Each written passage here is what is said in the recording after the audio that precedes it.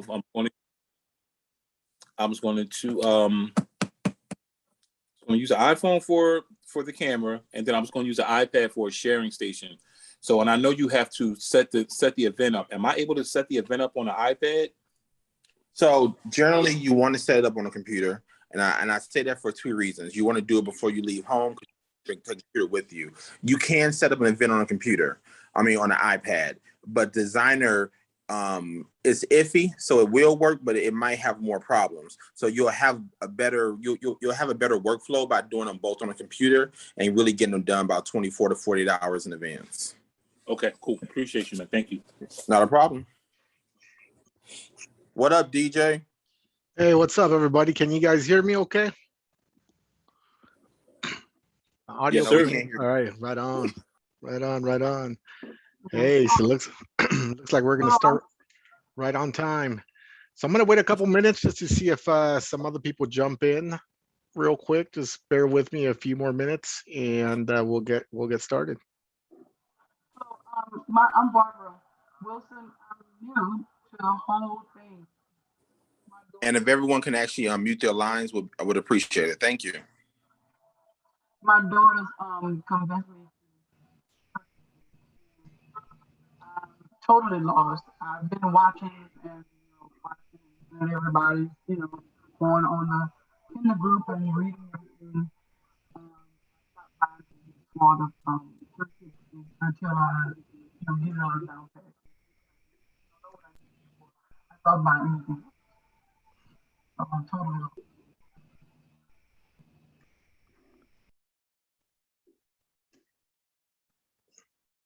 Yeah, Barbara, I think you were cutting out in and out, so I wasn't able to hear you. I'm not sure if it was your connection on your end, but you were cutting in and out. I said that I'm Barbara. I'm new to 360. My daughter's convinced me to get the 360, and like I said, I'm totally lost. I know that the person that I bought it from sent me a link saying that I can use my Android phone. He gave me an Android app, and everyone keeps telling me that I can't use it. And just the different things, going back and forth with them, and I don't know. I'm just here to watch and to see what I can learn about this. Got it. Yeah, so I'll explain the devices that are compatible.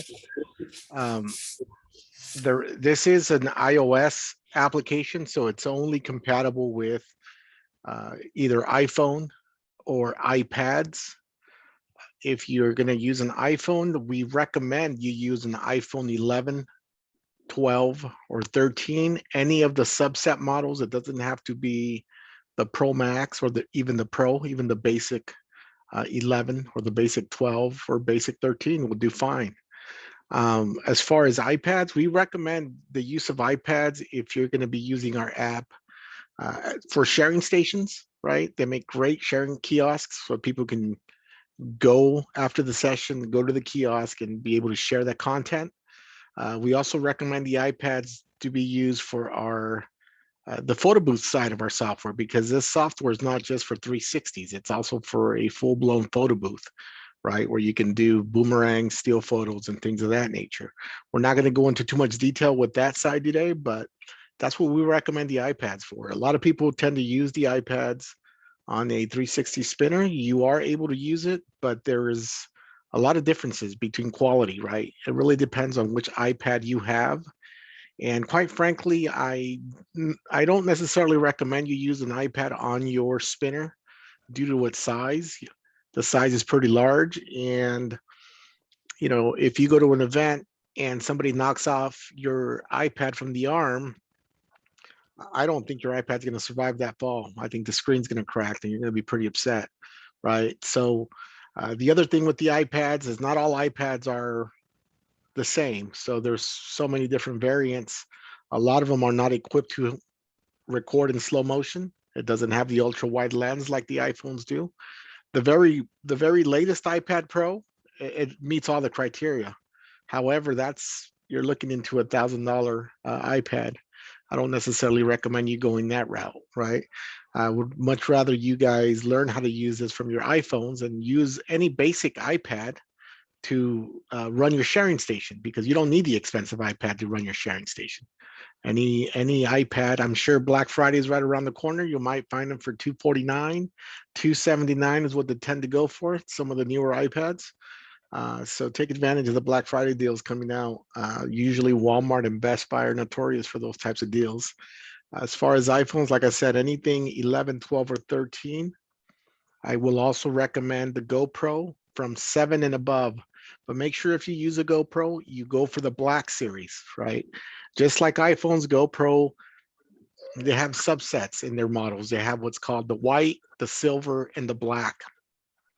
You must use the Black edition from GoPro 7, 8, 9, or 10.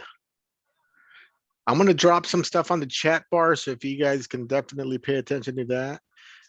We do have support, phone support from Monday through Saturday, right? The hours are 10 a.m. to 7 p.m. And the actual time for our phone support is a toll-free number. Feel free to call that toll-free number if you're ever in need. Don't get discouraged if we don't answer right away. Usually there's one or two of us working the support line, myself, which is DJ1, or Charles, who was just on the line, or a gentleman by the name of Juan. He's jumping on the support line on Mondays and Tuesdays.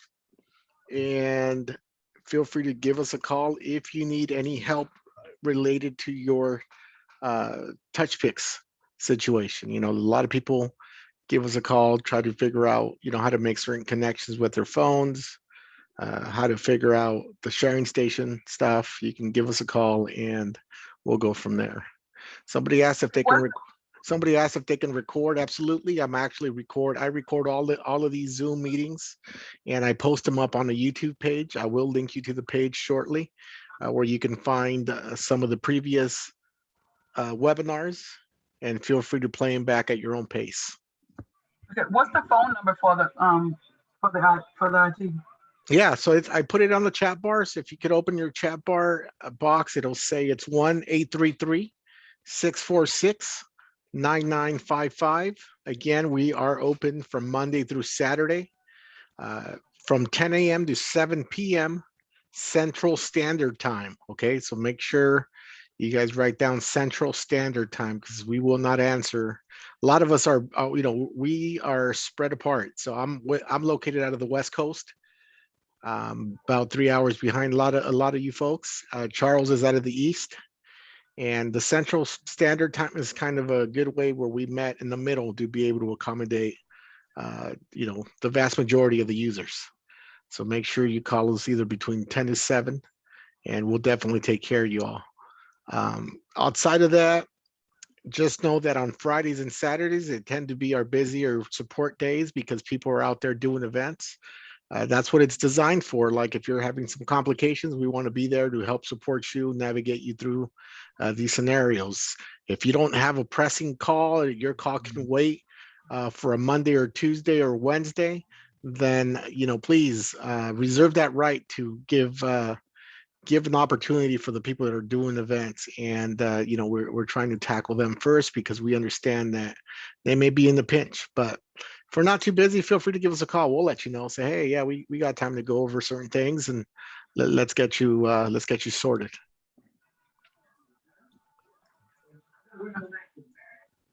I'm going to also put some websites on the chat bar, so pay attention to that. These websites are for audio music, right? I'm going to go over a couple of things that I received a call for this weekend that seems to be somewhat of a big issue for a lot of users because it involves music, right? And I just want, before I go into that and open up this whole new avenue and discuss that, I just want to let you know that we are Touchpix, right? We're a professional company, so we're going to keep it professional and try to help you guys out to the best of our ability, but we have to do it the legal way. By no means am I going to go in there and show you how to get a song from YouTube that is copyright protected by a mainstream artist. If you guys are able to navigate that, you know, that falls on you. We don't recommend or condone you do it that way. We have seen some lawsuits in the past from record labels, you know, issuing cease and desist orders for people using their product for profit, right?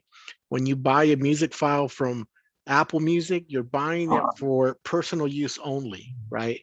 The minute you use it for your business, those terms change because you're now making profit off of that. We just want you to understand, and we just hopefully it'll help you understand, and not calling us and say, hey, can you rip this music for us? That's not what we're here to do. We'll guide you on how to load up music properly and what equipment you can use to do it. But we have to do it the legal way. We have to show you the legal way. And Touchpix lets you load any MP3 file. Just keep that in mind. Let me see. Okay, here we go. So I listed 3 sites on the chat. The 3 sites represent areas where you can go and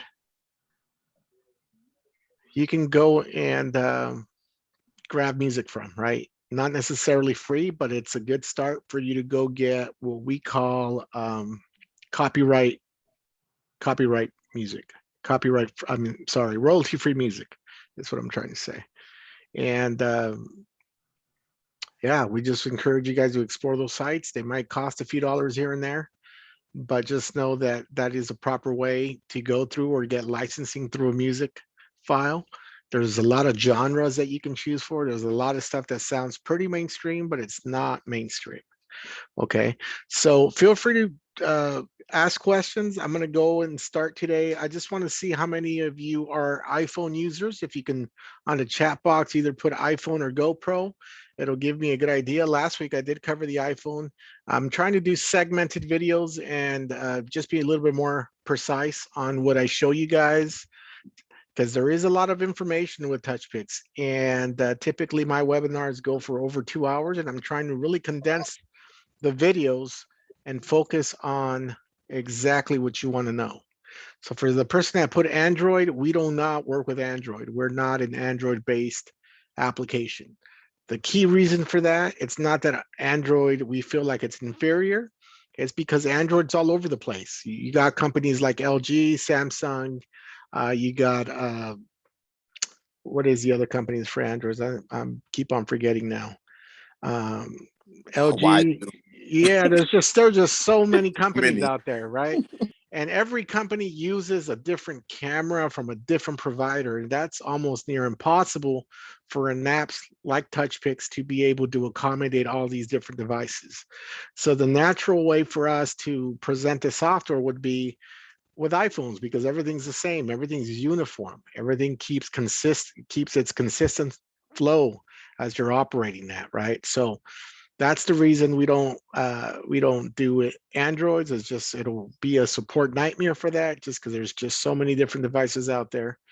But you know, we keep it all within the iOS platform. Couple of things that I want to show you before I start is I'm going to start sharing my screen now. Let me see. So a couple of things that I want to show you is I work off a desktop. It doesn't matter if you're using a Mac computer or a PC Windows-based computer. We would recommend that you use a computer when you're starting off with Touchpix to actually create your event. You don't need the computer. You don't need to take it to your events. You just got to set up your events. We recommend you set them up this way. Are you able to do it from your iPhone and iPad? Yes, you are, but I'm not going to recommend or show you how to do that, because for those of you who have worked with computers, they work with file structures, right? So if you're going to be saving your artwork, your music file, other file, your logos, other files that you'll need, you're going to need some organization skills. You're going to need to know what folder you're going to put them in. That way you're not looking for them in any or every directory that your computer has.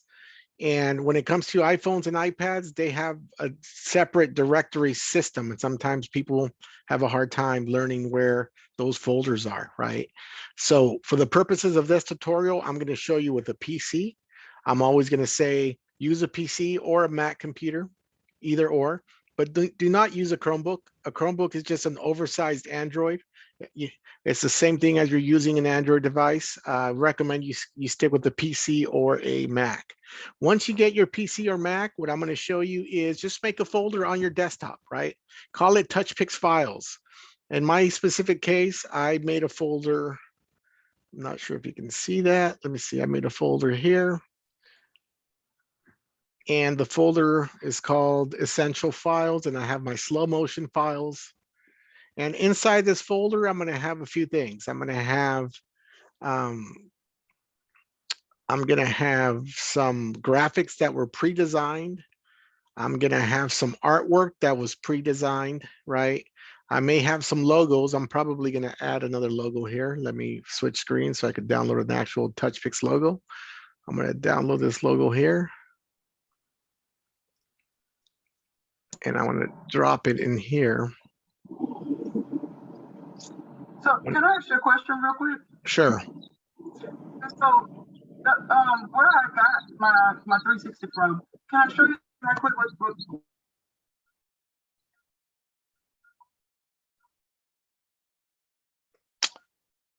I'm sorry, ma'am, your audio is pretty bad. Is there any way you can improve on that? I can't really hear you. Are you guys able to hear her fine, or is it just on my end?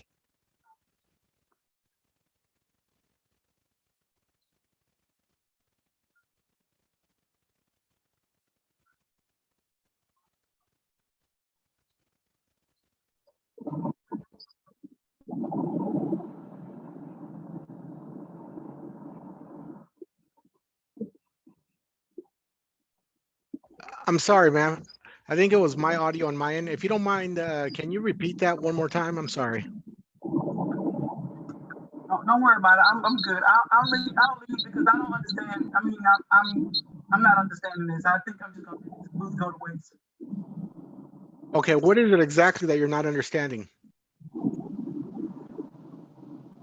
I understand what you're getting ready to tell me about all this stuff. You know what I'm saying? And I guess because I'm not an iPhone user, is also discouraging. And because I don't like iPhones, but then I got a app from the company I bought the thing from, and everything that you're saying about the slow-mo, the video, and setting up the background, all that, it lets me do all this with this app. Yeah, I mean, I don't know what else to say, but our app, yeah, is specifically designed for iOS. And, I understand if you're not familiar with iOS or you don't feel comfortable with iOS, but it is what's uniform, and it is what works with this specific app. I'm good. I think I'm going to log out. If I get interested, I'll just come back to it another time. Because, you know what I'm saying?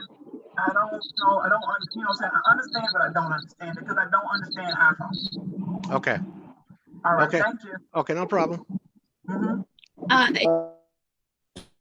Hey, DJ, real quick, can you Yeah. make sure it's recording? It is, I think it was disconnected shortly. Let me just double check on that real quick. It's saying recording. Okay, cool. Right on.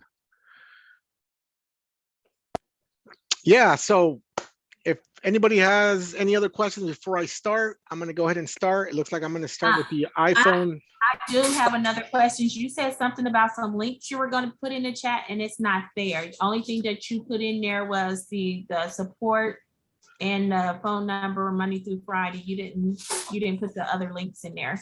Yeah, so let me see if I can scroll up. I think I did, but let me double check on that. Are you referring to if you weren't here from the beginning, you can always go back and start rewatching this? Okay, so I'm just referring to? I went ahead and posted them again for you guys. There's some links. The last one you can just Google. It's the name. I just don't know what the actual website is. So it is Epidemic Sounds. You can Google that. The rest are bensound and audiojungle.net. Those are your links for the audio sites.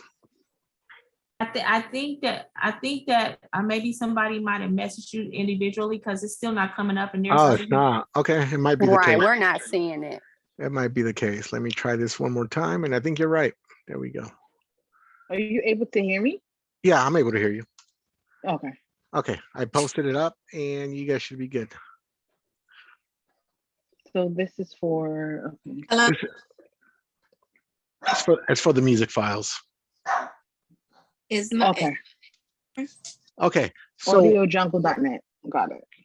yeah, so I'm going to start with use a PC or use a Mac. All right. And I'm going to go ahead and mute your microphones real quick because there is some open mics.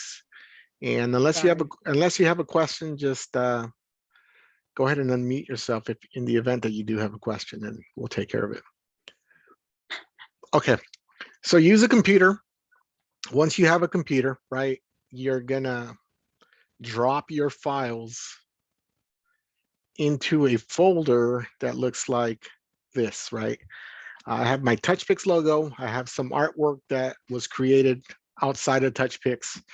I have some just logos in general that I can use. I have my MP3 song. I like to keep everything kind of organized, right?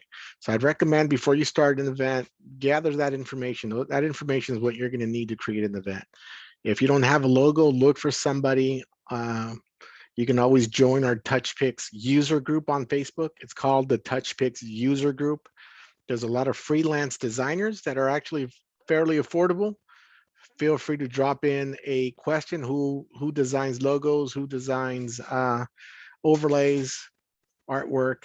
But be very careful because we're not policing the group as much, and we have been told that there are some scammers out there. So, you know, I like to use people like Matt Calvert, right? There's Keith Freeman. There's Clay Moore. There's Michelle. Last name starts with the B, and I always butcher her last name, so I'm not even going to try to pronounce it. Brozier, I think is what it is. I'm sorry, Michelle, if that's not how you pronounce it. But those are people that throughout the history of our group have helped a lot of clients. They're freelance graphic designers. This is the Touchpix user group on Facebook. Okay. Correct. Yeah, and if you go with somebody else, because maybe somebody else is listing a some type of advertisement, it's always a good idea for them to send you a sample of their artwork, even if it's watermarked, right? Typically, they'll be able to send you a sample watermarked, and once you guys agree on the payment, then they remove the watermarks and send you the legitimate file. But if a person is not willing to send you some type of sample, then it's probably a red flag to not go with that person, right? Am I able to create like designs on Canva and upload them? You can, right? You can definitely. I don't use Canva myself, but we have a lot of users that do. So you can do it on Canva, or you can do it on Photoshop, and I'll definitely explain that. So today's webinar, I'm gonna go over the iPhone. I'm gonna touch on the Apple TV briefly, and hopefully we can get to the sharing station part, right? If we can't get to the sharing station part, I'm gonna table that for the next meeting, but I think the sooner we get started, I think the more time we have to understand it. So this is the Touchpix site, right? What you need to do before you even start with Touchpix is actually log into touchpix.com. Once you log into touchpix.com, let me blow this page up real quick. I'm gonna go here where it says log in. And if you don't have an account, I'm gonna suggest that you create an account, you register with an account. So you can put your first name and last name, the email address to make it easy on yourself or make easier on tech support. Since the app is tied to your Apple ID or your Apple ID email address that's associated to either your iPhone or your iPad, this would be a good time to make that decision. If you're new to the business, right, I would make a recommendation that whatever Apple ID that's tied to your phone right now, you create a new account, name it a business name. I discourage people from using their personal Apple IDs on their personal phones and on their business, because if you eventually grow your business or scale up and you add more devices, you certainly don't want your personal photos to get mixed up with your business photos, right? So I would always recommend, hey, just start a new Apple ID, right? And that would be something that you could log in and out of from your device. Once you have your new Apple ID, I would recommend that you register with that Apple ID on touchpix.com. We often get support calls. I kid you not, we must get about 20 or 30 on a solid weekend saying that people have multiple Apple IDs and they're having so much trouble syncing their events because they have a lot of different Apple IDs. And that can be frustrating on both ends, on your end and on our end, because we're trying to help you to the best of our ability, but we have no idea how many accounts you've created or why you've created so many different accounts. So it's always good to simplify it, right? Make yourself a business account and let's just rock with that business account, right? Let's just be efficient with that. Again, this Apple ID email address would be the one that is going to be associated to your iPad or iPhone or both, right? Once you have that, it's going to send you an email to start your begin your password, and then it'll allow you to log in. Once you log in, it's going to take you to this, what we call the dashboard, right? So this is our dashboard here. And So I have a quick question. Are you saying to use doing this on the iPad or the iPhone, or are you doing it from the, you suggest we start from the computer? you start from the computer, correct? Start from the computer. Yeah. So once you created your account, you'll be able to log in. And this is kind of what's called our dashboard. And this is where you're going to live the majority of the time in creating your events. If you buy your subscription through the Apple App Store and you hit on orders, right, you're probably not going to see this an active order because our system is independent from what Apple uses. We don't deal with the financial aspects, right? You're paying Apple App Store, which then eventually ends up paying Touchpix their share after they take their cut. So you will not see your order in here. I will show you where you can see it because it's very important for you to know where your order lives. And it's very important for you to understand that this is a subscription app, right? So by you subscribing to this app, you're agreeing that if you agree for the weekly, monthly, or yearly, you're going to be charged weekly or monthly or yearly, right? Unless you stop it. No different than Netflix, Spotify, Apple Music. It's your responsibility to stop it. We can't control every single user to stop payment on a certain day of the week or the month for that matter. So I will show you where that's located, and I will show you how to determine where your expiration date is. But for the most part, I'm going to go through these tabs real quick on the website. Create an event. This is where you're going to actually create an event. The designer is where you're actually going to design the artwork that goes to your event or upload a design that you created on Canva, Photoshop, or a design that you had someone create for you. Before we go to these two spots, I'm going to go over the pricing structure. The pricing structure, Touchpix is a $50 a week subscription, right? The way the subscriptions work is like, for example, right now for the people on the East Coast, it's $8.40. If I were to activate an event right now at $8.42, right, it means that this subscription will be good till next Wednesday at $8.42. So it's a full 7-day subscription and it starts from the moment you actually activate. Same thing for the month, same thing for the year, right? You could install this app on unlimited devices. The only restriction is that all your devices need to be on the same Apple ID, which is why I always say it's important to just create a separate Apple ID for your business. That way they can all communicate equally and you don't have to worry about, this device has XYZ Apple ID and this other device has, my business at iCloud.com. Keep them all uniform and consistent. Can I ask a question when you get a chance? Sorry. Sure. Okay, you probably already said it, but my boyfriend, we're using his account to like sign in, but he's out of town and I'm doing an event Friday. All I have to do is log in with that same information, right? Like on my phone. I download Touchpix and then use username and password. So if you're using somebody else's account that's authorized you to run their event, make sure that they've authorized you to run that event, first of all. But yes, you'd have to sign in with their credentials, right? Okay. Once you sign in with their credentials, you might have to hit restore purchase. There's a subscription button and a restore purchase button just to make sure that it's updated. And if it's Okay. not scanning, right? If you're having an issue with the scanning issue, the next step would be to delete the app and reinstall it once the right Apple ID is activated on that device. Okay. Thank Okay? you. No problem. Hi there. Sorry, quick question. Sure. So for the Apple ID, what if so I'm going to be using the computer, my iPhone 11, and my Samsung tablet. On the Samsung tablet, can I use the Apple ID? No, this device would not work on an Android tablet. This application or program is strictly for iOS, right? Oh, so I could get an iPad? You can get an iPad, correct? Is there anything else? Just the iPad? iPads, iPhone.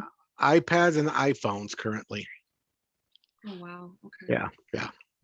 This is not an Android-based application, strictly for iOS devices only. Thank you. Also, quickly, I think you mentioned this before, but I didn't really clearly hear what you said.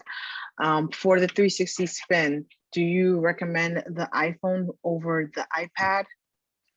Yeah, for sure. I will 100% always recommend the iPhone over the iPad. I think it's a much better device in the sense of it's smaller, easier to operate.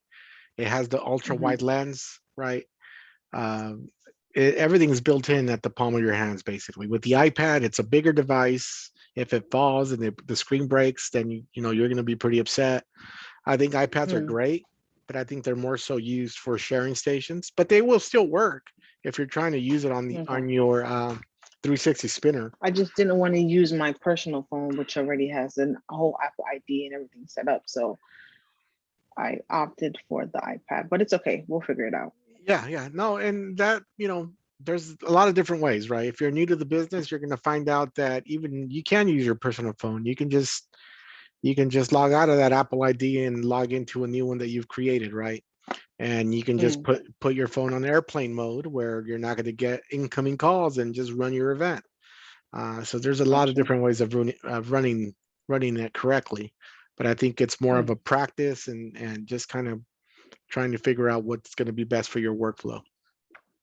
Understood. Okay. All right. So this is the monthly. A question about the subscription. And Go ahead. jump in and ask you. Go ahead. You were saying when you sign up like for a weekly professional subscription, that's for the 1 week and it ends that 1 week. Does it automatically start the next week, charge you $50 and go into the next week? Correct. You say something about you have to stop it. Correct. If you don't stop it within, when it expires, typically we recommend you stop it at least 2 days before it expires. If you stop it 2 days before it expires, it doesn't mean that you're going to stop it early. It just means that you're stopping the renewal. That's all it means. Right. It's still going to give So you the it's an full automatic renewal, though. Correct. Right? Correct. Okay. So when you have a new event, you have to go back and start the subscription again. Not necessarily. You can just turn it on. You already have your subscription will be already on your phone, right? You have the authority to approve it or disallow it from continuing. All you have to do is go back in there and just purchase a new week, and it'll kind of in a sense it will restart the subscription, but you don't have to go through any of the new registration processes again. You already have an account. And something. Go ahead. Okay, so what you said about the cell phone, putting it in airplane mode, please, everybody, make sure you understand that, because you don't want to be using your personal cell phone while it's spinning and people are trying to call. Does everybody understand that? Yeah, Yes, so understood. I'm going to demo that too as I go forward. That way you guys can see. Yeah, I think it's an important thing because I know a lot of people are new to the business. But look, with all sincerity, I'm pretty straightforward, right? I'm not going to sugarcoat anything, but this is a premium business that you guys elected to put yourselves into, right? So if you look at your expense sheet already, if you're here, it's probably because you've already spent thousands of dollars on the spinner, right? And thousands of dollars and spending We're on a not trying to spinner. let it go to waste. Yeah, and it adds up because now you need software, then you need lights, then you might need props, then you might need sharing station. That quickly adds up, right? So have a business plan set up, have a budget plan set up, and charge accordingly, right? It's a big question. The biggest question I get all the time is how much do I charge? I'm not going to answer that for you guys. You guys know what it takes to start a business. You guys already invested thousands of dollars. I do understand that people got to pay their bills and eat, but also don't go out there and give the service away, right? This is definitely a premium service, and it seems like a lot of people are on this on this new wave because it's making people a lot of money. But definitely practice your craft, get educated as much as you can, and charge accordingly, right? Whatever that number is for you, make it work for you, right? Don't give the service away. So with that being said, like the monthly subscription is a month, and then the yearly is a year. And it makes sense for people that are brand new in the business that don't have the bookings or don't have the marketing skills to go with our weekly plan, because they don't know if they're going to be booked the following week or the following couple of weeks. So that may make sense for you. But if you book consistently and you think that you can book throughout the week and some weekends, then go ahead and go with the monthly professional, because that's a little bit more cost effective. It has a little bit of cost savings from that, and you can stretch it out a bit longer. If you're an established photo booth company that you've been around for a while, then you might also have some iPad photo booths. And I'd recommend you look at our yearly professional, because now you're not only, have the clientele, you don't not only have the extra equipment, but now you're able to do like iPad drop-off units, which people typically make pretty good return on their investments right away. An iPad drop-off unit is typically a photo booth that has an iPad, Touchpix software. You drop it off for a rental fee, and then you pick it up after 2 hours and you're ready to go. It's all digital prints. You can actually print if you choose to, but if you have an established clientele, you've been around, then you're going to know that yearly will make a lot more sense than monthly or weekly, because it has more cost savings there. Sorry, DJ, I wasn't here for this. I just wanted to confirm, with the weekly subscription, does it renew in every week? Like, does it charge me automatically $50 every week, or does it cancel after that 1 week? So it is going to be your responsibility to cancel it, right? So I will show you a little bit later as I switch over to the iPhone how to do that and where to look for it to do that. All right. Okay. So those are our 3 packages. We do have one here where it says shop, and a lot of people get confused, but I'm going to go over it briefly. Okay.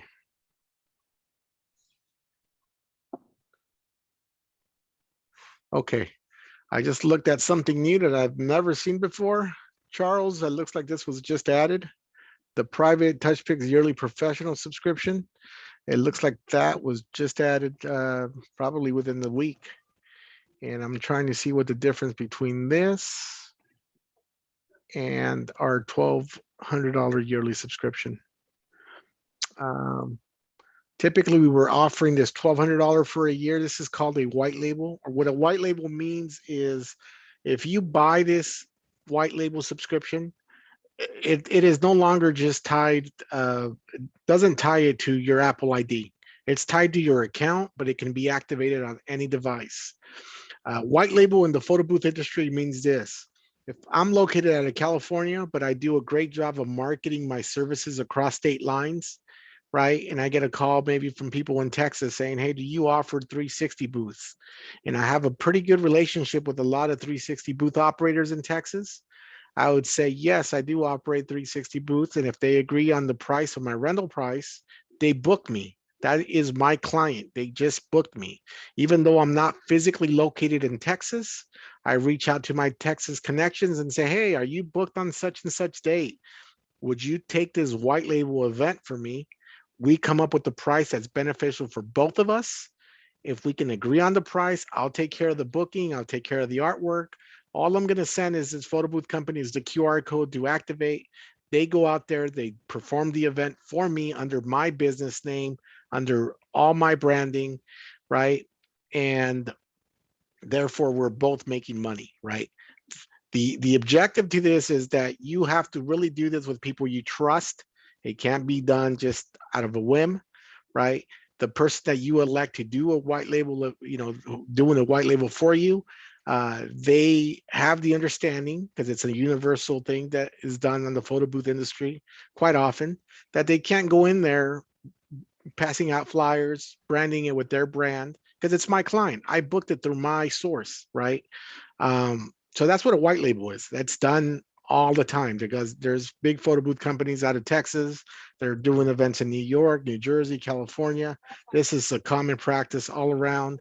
With the white label subscription, it just doesn't tie it to any specific device. You can just shoot out the QR. Anybody can activate that. Does that make sense? I have a question. Sure. So my question to you is, what website do you use? I don't know if you're going to get into that later in the video, if you're going to try or not, but what website do you use for overlays and designs? Yeah, we're going to touch on that a little bit later. Right now, I'm going over the pricing, but we will touch on certain things that I use, and we'll get there. I just wanted to know if it was going to go to that. That's all. Yeah, this is kind of this is a very detailed webinar. We go through we're going to cover from beginning to end, basically, but we're going to try to cover it as quickly as possible. So that's what our pricing is, and that is what our white label subscription is. So definitely, if you guys have questions, feel free to reach out and drop some questions on the chat room. But we want to get started with the actual tutorial. So I'm going to go back to create an event. So where I go to create an event, I have two choices. I'm only really going to explain the custom event, but I'm going to briefly touch on the preset. If I click on preset event, it makes it real easy for people to actually get started and try out the features, right? This is basically a cheat code on how to begin a session with a non-motorized spinner, or maybe you have a TV that you want to do a slideshow on. You choose what best fits your needs. It's basically a 3-click process.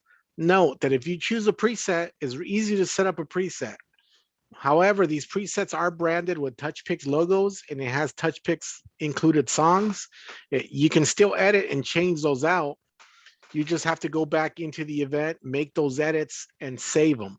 I don't like teaching this way based on the fact that I think it just kind of cheats you guys out of knowing how to do things correctly, right? I like to teach this webinar, you guys learning from scratch, right? So I'm always going to go into create a custom event.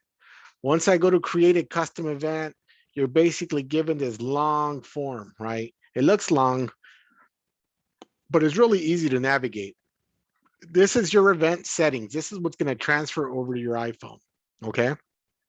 So we're going to start with the name of this event. I'm going to call it webinar, and I'm going to give it today's date. That way I know that this is the event for today.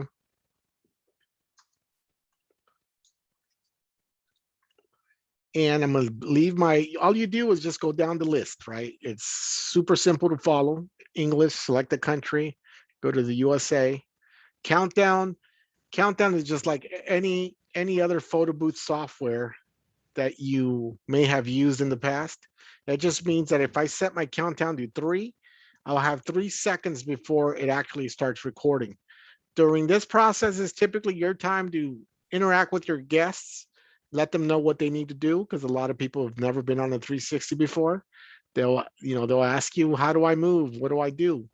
A lot of people, when you explain to them that this is a slow motion booth, then funny enough, they start moving in slow motion. And you have to explain to them, no, it's going to capture in slow motion. You move regularly, you can dance, you can move around.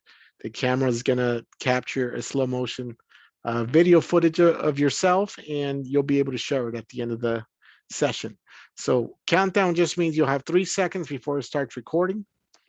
Beep sound means that for every second, the software will beep. It'll have an auditory sound beeping, right?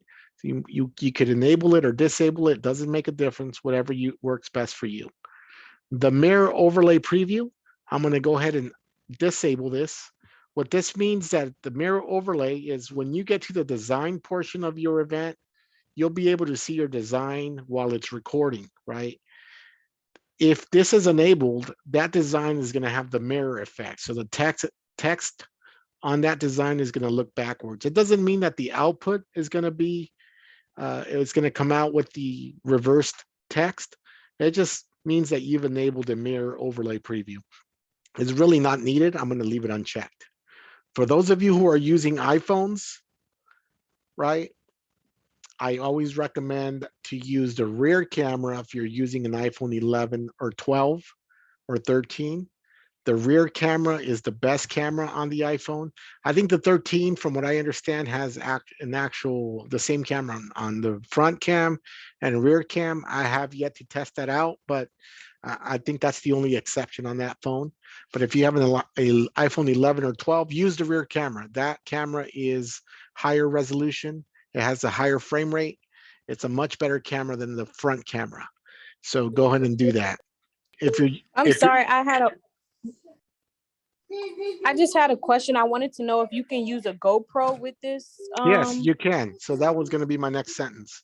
My next sentence on that is, if you are using a GoPro, you can actually leave this box unchecked. However, the way I like to teach my webinars is by you checking the box anyways. I'll let you know where you need to make that switch on your GoPro.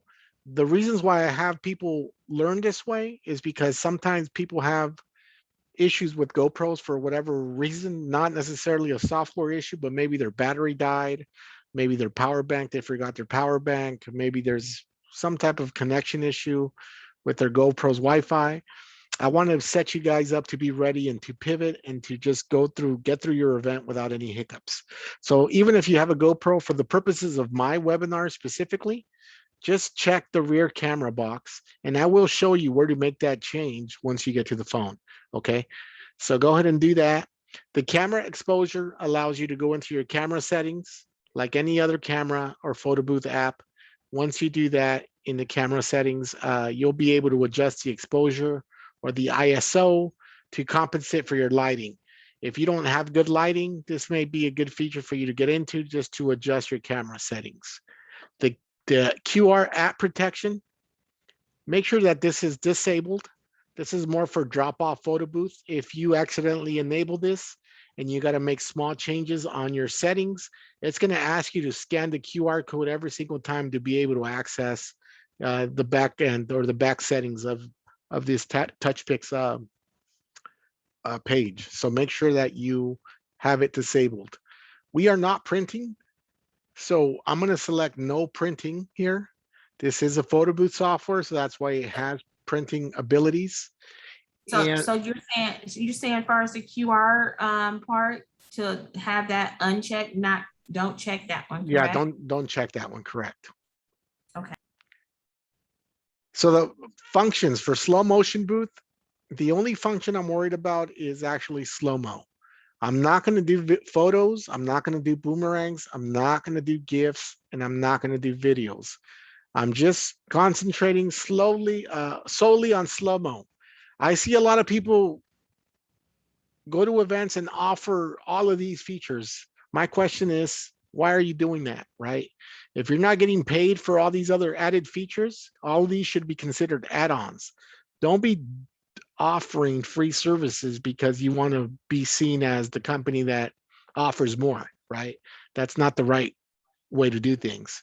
If you're strictly a slow-mo operator, then do slow-mo. If somebody's going to pay you to do still photos, right, it's an upcharge. Charge them an upcharge fee for that. So for purposes of this tutorial, I'm not going to go into the photos or any other functions. I'm just going to go into slow-mo, and just know that, make sure that this is checked off. Quick Right. question. For the theme that you selected, what was it? The what? You know, at the beginning page, the presets, which one did you select? I didn't select a preset. I went to create a custom event. Sorry. It's okay. So as I scroll down now, I'm at this location where it says slow-mo recording time. what this means is this is how long your camera is going to record for, 4.5 seconds. It doesn't mean that this is how long your video is going to be. It just means it's going to record for 4.5 seconds. You can actually move this anywhere from 0.1 to 8, right? I think a good medium is probably about 5. So if you want to leave it at 5, I think 5 is a great number. What's the difference between the video and what you just mentioned and the Yeah. recording? So the difference between video is, I mean, it's basically almost self-explanatory. Videos are going to record video and audio, regular video and audio. Again, this is a photo booth software, so keep that in mind. A lot of people hire video booths for their weddings as a like confessional booth, right? So if people have a video booth at a wedding, typically it's, you know, it's usually a confessional booth saying, congratulating the bride and groom, saying, hey, this is Tom. Thank you for inviting us for our wedding. We wish you the best. You know, that's typically how the videos booths are used, right? We're not using the video function. We're using a slow-mo function, which specifically has slow motion features.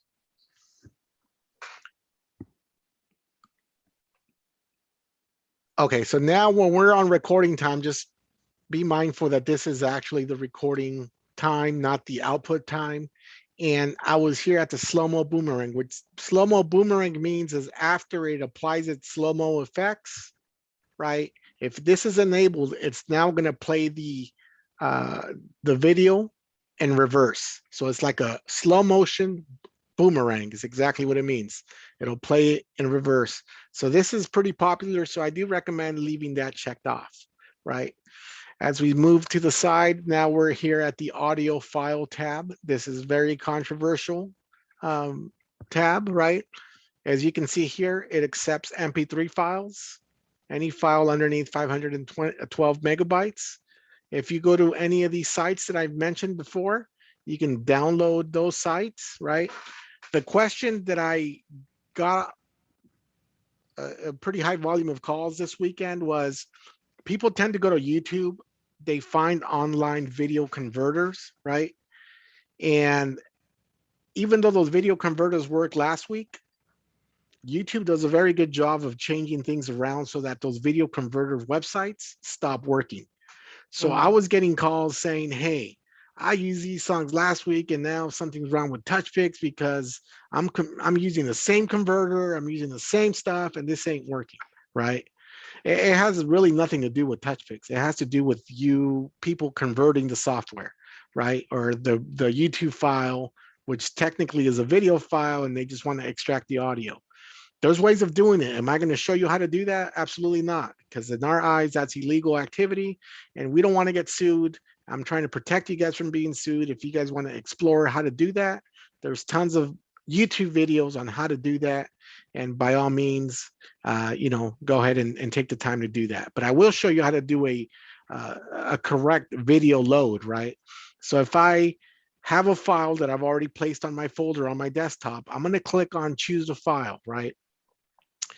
And it takes me to that folder on my desktop, right, that I already have selected. And I have this file called Trap. It's an MP3 file. It's a simple file. If I hover over it, it's a 30-second music file, super short. And another tool that I'm going to throw out there that you guys can use is, if you guys have an MP3 file, if you guys download an app, which is a free app called Music Cutter on your iPhone, that Music Cutter app will allow you to edit. It would allow you to edit your file. So if you want to cut the song at a certain chorus, or want to cut it a certain way, or do edits on it, Music Cutter will definitely let you do that. And realistically, you don't need to import a three-minute song for this slow motion video. If I hover over this, you can see that my song is only 30 seconds in length, right? And it's a small file. So I'm going to go ahead and select this and hit open. And you can see that I've now uploaded a song called Trap, right? So the audio file has been successfully added, right? And they all have to be MP3. MP3, correct. It's not going to do an MP4. It's not going to do an M4U. M4U is Apple Music format. It's going to be an MP3 file, right? So with the event, it's only one song per event, or you have to keep on coming back to change it? For the purposes of this tutorial, I'm only going to show you one song. I will show you where you can change it if you want to do that. But be mindful of this, right? You're trying to run a 360 booth. You're trying to have a smooth event without any complications. If I were to do a multi-song selection, for me, it would be an upcharge. I would do maybe 2 or 3 songs tops. If I was there for 2 or 3 hours, I would tell my client, look, I'm able to load 2 or 3 songs for you, but the way I'm going to do it is 1 song per hour. I'm not going to go in there and cause chaos for myself and try to ask every guest, well, which song do you want? Do you want this song or this song? Because that could be very chaotic for your workflow. So you may want to just say, look, I can offer this. This is the upcharge for offering X amount of songs. Typically, it's not done that way, right? But you can do it that way and load it from your phone if you already have the songs ready to go on your phone. So this is the way I'm going to show you through the website. But as I pivot over to my phone a little bit later, I'll show you where you can add it and make those switches on your phone. Okay. So once I add that file, you're going to see it says trap MP3. I have a question. Sure. I have a question. So when you're doing the MP3 and you're saying you upload it on your phone, are you uploading it on, would I upload it on the phone that I'm doing my photo booth with, or am I going to upload it on my own phone, my personal phone? Well, yeah, it's going to be whichever phone you're doing the booth with. The booth. Correct. But I thought, okay. But I thought we're creating the events off of a computer first, not. Yes, on you phone. are. You are. That was just a unique question that somebody said, can you switch musics, right? But there is a way Okay. where you can switch the music on your phone, right? I'm showing you how to do it here on the computer. I'm not trying to confuse you. You can do it here on the computer. But if you're going to be at an event already and you're going to want to switch music on the fly, you're not going to want to take your Okay. computer with you. It's for switching a song. That's really unnecessary. You can actually make the switch from your phone. Okay. In my tab, I do not have the option of a add audio file. It's not here for me. There must be something wrong. You must have one of these other features selected up here. Do you have another feature up here that's No, selected? I just have, the only thing that's selected is Slo-Mo recording 5, Boomerang enabled. Check on your left-hand side. It might be right in the bottom. My screen is I'm using a pretty large screen, and it may be laid out a little different on my end, but it should be there. It's not there. What browser are you using? Okay. You found it? Okay, cool. Yeah. Cool. Sounds good. Okay, so now we're here at Screen Flash. Screen Flash, leave that disabled. You don't need Screen Flash. Leave it disabled. Screen Flash is for the photo booth side. It mimics a flash, and it's not needed for slow-mo. As we scroll down, we're here on timeouts. What timeouts are is this number represents the number of seconds. If I was doing a survey, which slow-mo booths don't need, it's more for photo booth side to collect data, right? It leaves the guest 10 seconds to enter their survey questions. I'm going to put 0 there. Editing is for the photo booth size when people want to add props and draw on the screen. That's not needed for the video booth. I'm going to put 0 there. The thank you screen, I'm also going to put a 0 there. Props, I'm going to put a 0 there. The only thing that is important for you to leave is the sharing. You can go ahead and leave that at 12. Leave it at 12. It just allows people up to 12 seconds to input their email or their phone number. That way it doesn't close out. The screen doesn't close out on them rapidly. Can you hire? Okay, you can increase it to 20. Okay, got it. As I scroll down now, these are your sharing options, right? For the sharings option, SMS represents text messaging. Email is email. I do not use Facebook. I do not use Twitter, and I do not use copy. WhatsApp is new for people that are in different parts of the country. I know WhatsApp is highly being used now in the US. It's actually pretty cool if you use that, specifically if you have guests that are from international origins. It's just a quicker way or delivery way to deliver your content, and additional method to kind of get your content across. Download is important. And what I'm going to say why this is important is because when you're sending when somebody's inputting their SMS text message and they receive an alert on their phone, they're not actually receiving the actual video. What they're receiving is a hyperlink. It's a link on where to access that video. So iPhones are notorious. When you hit a link, almost by default, unless you're a pretty advanced Apple user, almost by default, you'll always use a Safari web browser to open up that file, right? And if you don't have download checked off, that Safari web browser will open up with the video, but you won't have an option to download.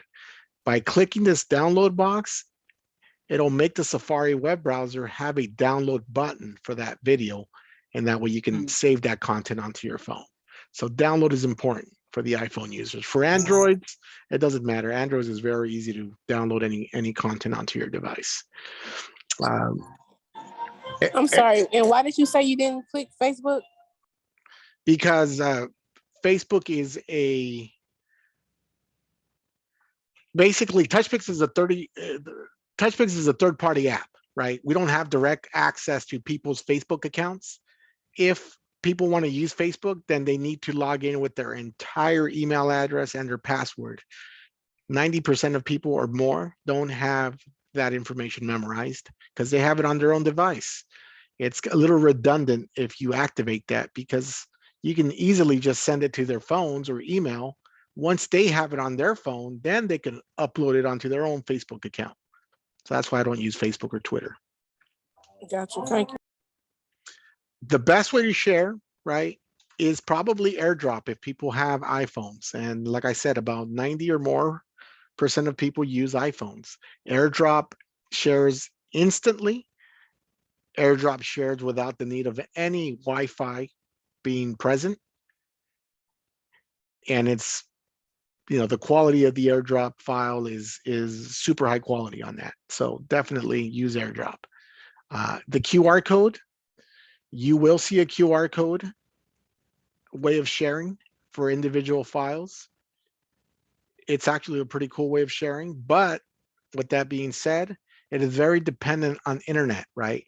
This is a cloud-based app, meaning that when you do a session, if you do not have Wi-Fi, right, then there's no way for that session to upload into the cloud where it's going to generate a link, right? So if your Wi-Fi speeds are not up to par, or they're just not fast enough, this QR function may or may not work, because it's not going to create a QR code for you to represent that link. So if you have the ability to use Airdrop, I would always use Airdrop over any of these, because it's the only way to deliver content without the need of a Wi-Fi connection, right, with this specific method of sharing. Did that make sense? I have a question. Sure.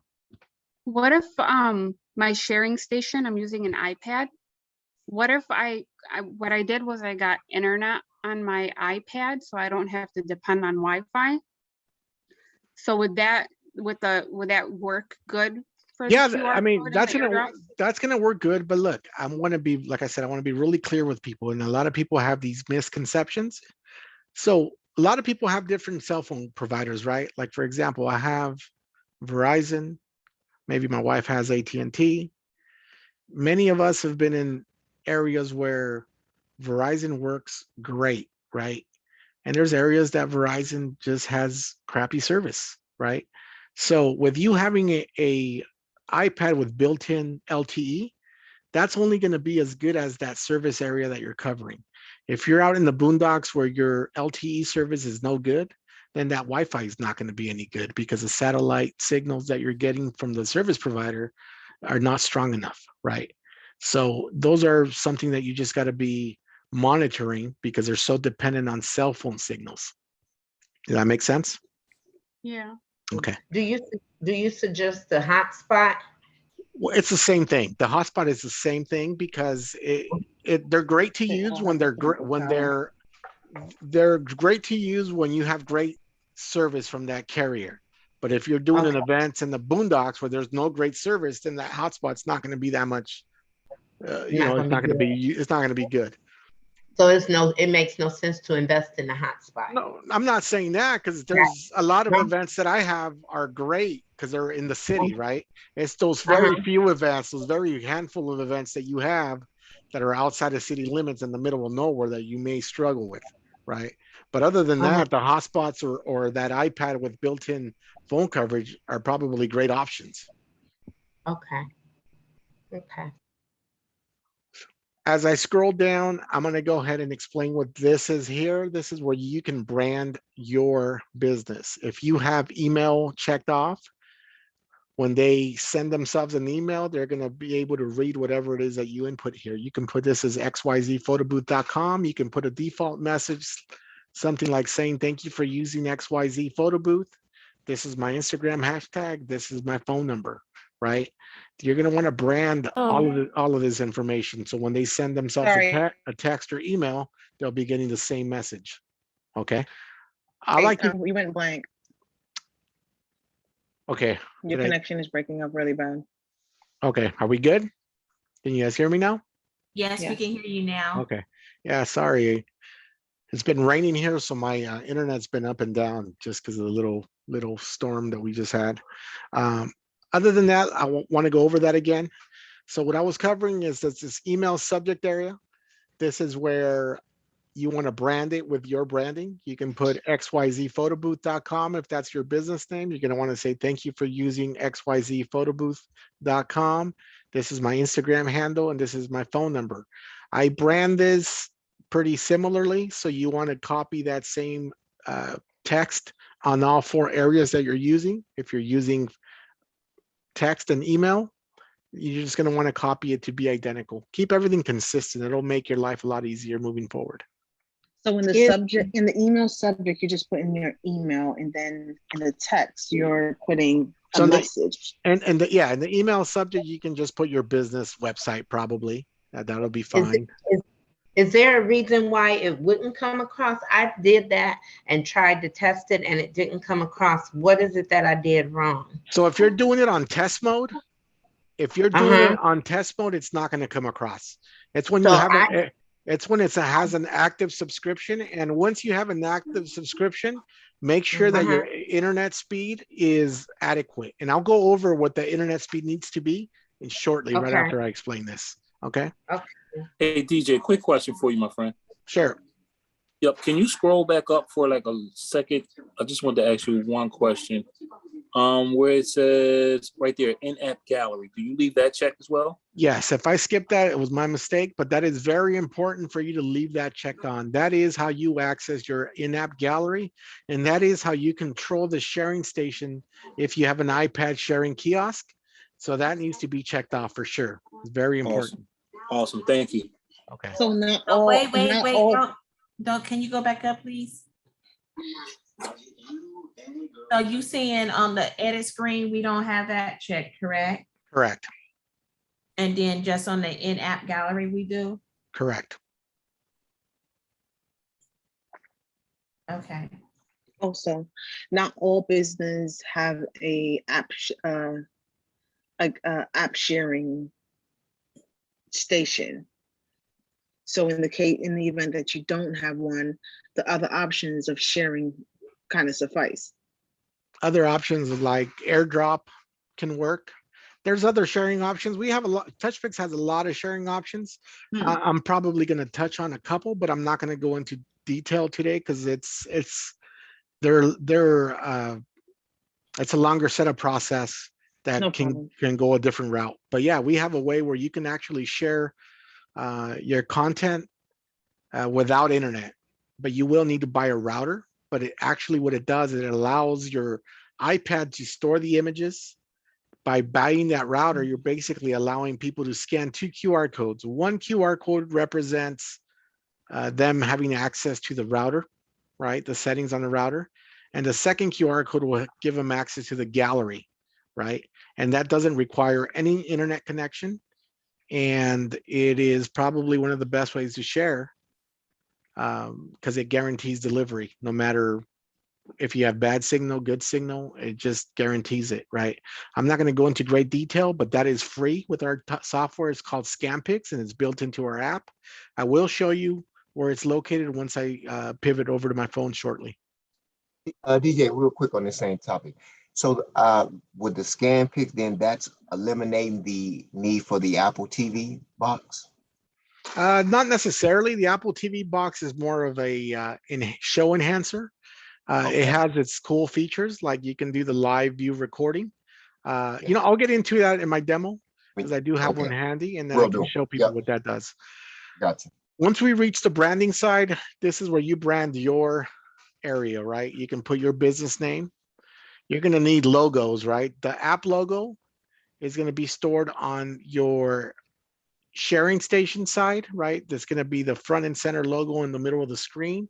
Or if you're using an Apple TV box, which is not necessary, but a lot of people add that as a upcharge or as a show enhancer. I'll explain to you guys what that is.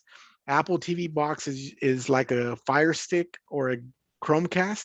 You just plug it into a TV and people can mirror their phone with the TV representing a live view recording and a video playback that allows people to also share it that way via QR code.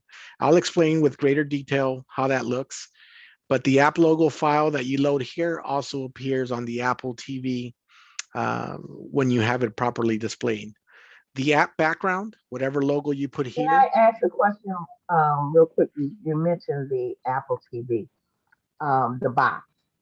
If you have a smart TV with the Apple TV app on it, is it still necessary to have an Apple box? So it is not necessary, and you can use that absolutely. I'm not going to recommend it. I've stayed away from recommending those TVs because of a couple of reasons.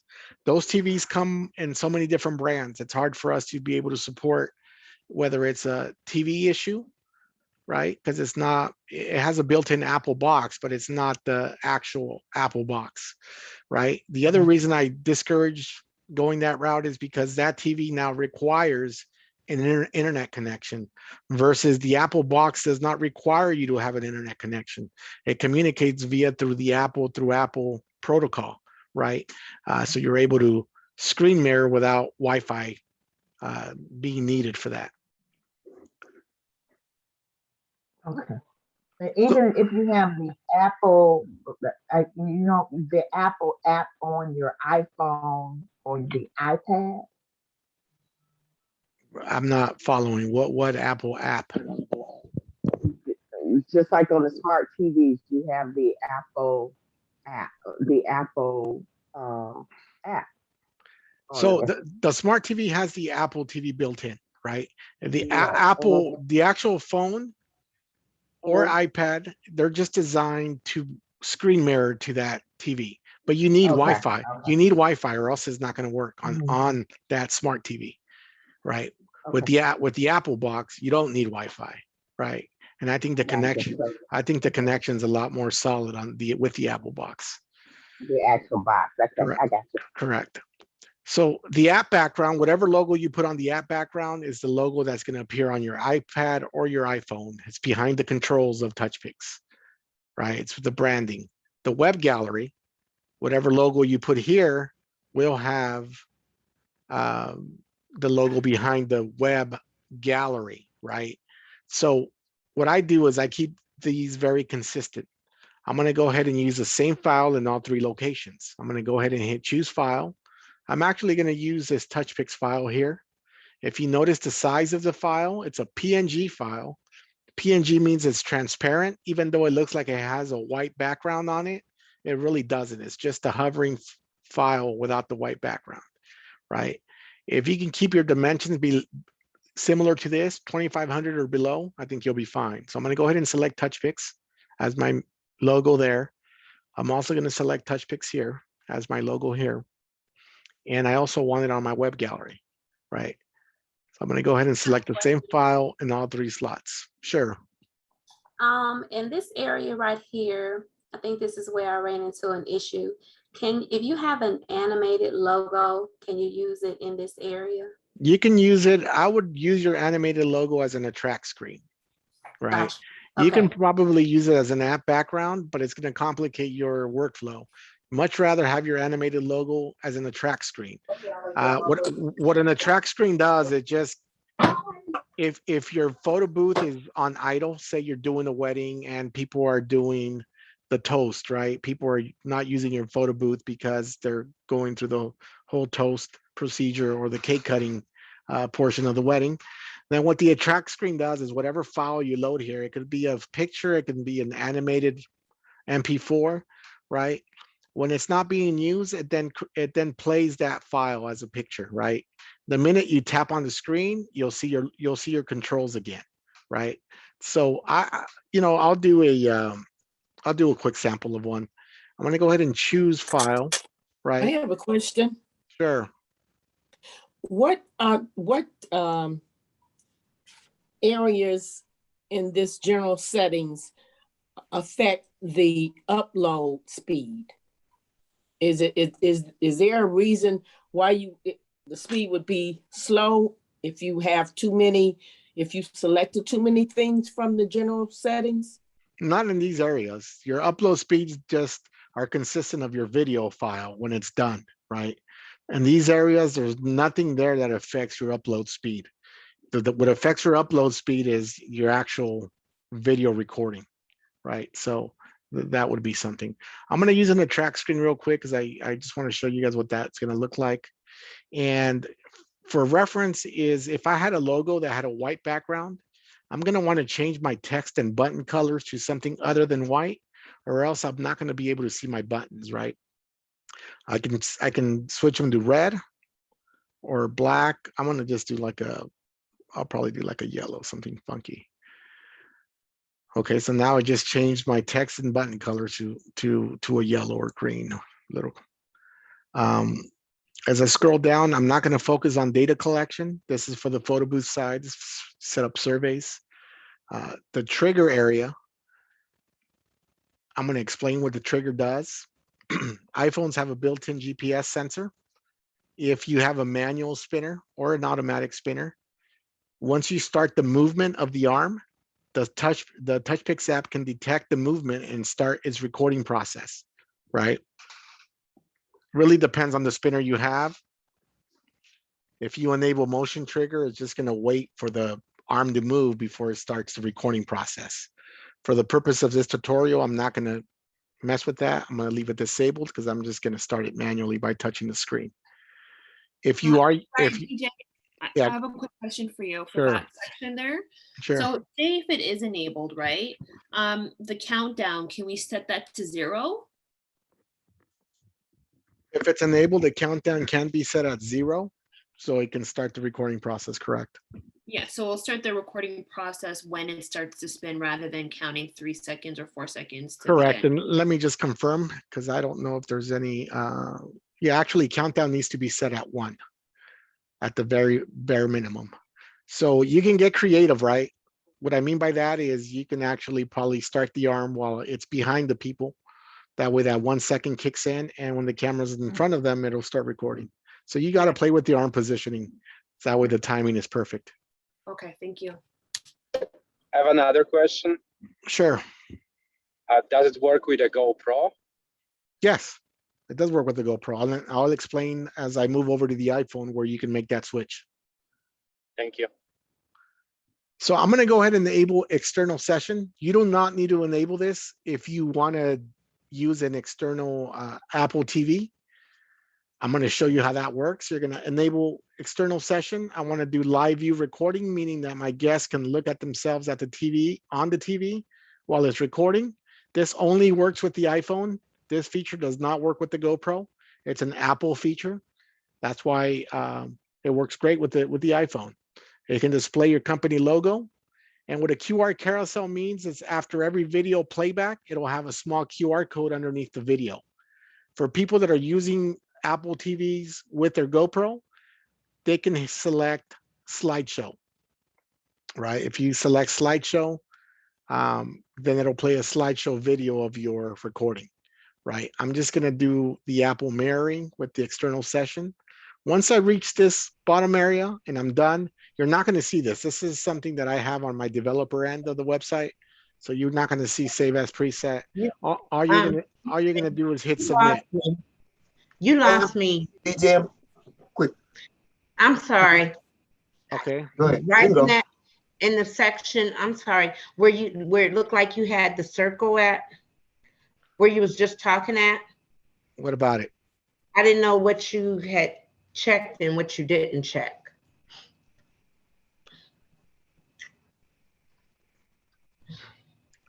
Right, Yeah. right there. Because you start talking about the Apple TV, then I got lost. Yeah, this is an Apple TV. This is like before I started, I said that this is an optional feature. You do not need this unless you have an Apple Got it. TV. Yeah. Okay, got it. I'm sorry. No So worries. DJ, my question is related to this. So my question, what would be the difference as opposed to selecting external session versus slideshow? The external session actually lets you view live view recording from your iPhone.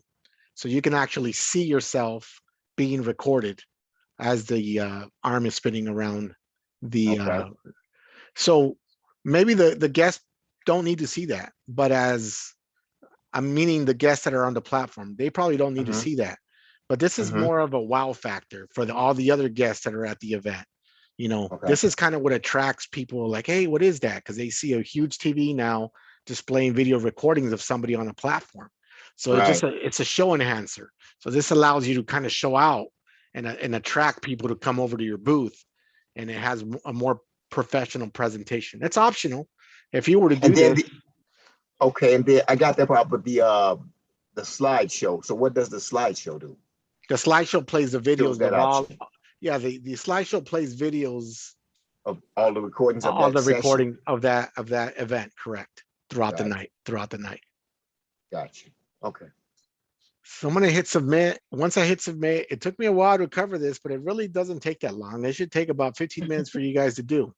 Technically, it takes me 2 minutes to do this whole thing, but I wanted to go ahead and explain every aspect of it because I think it's important for all the new people to understand.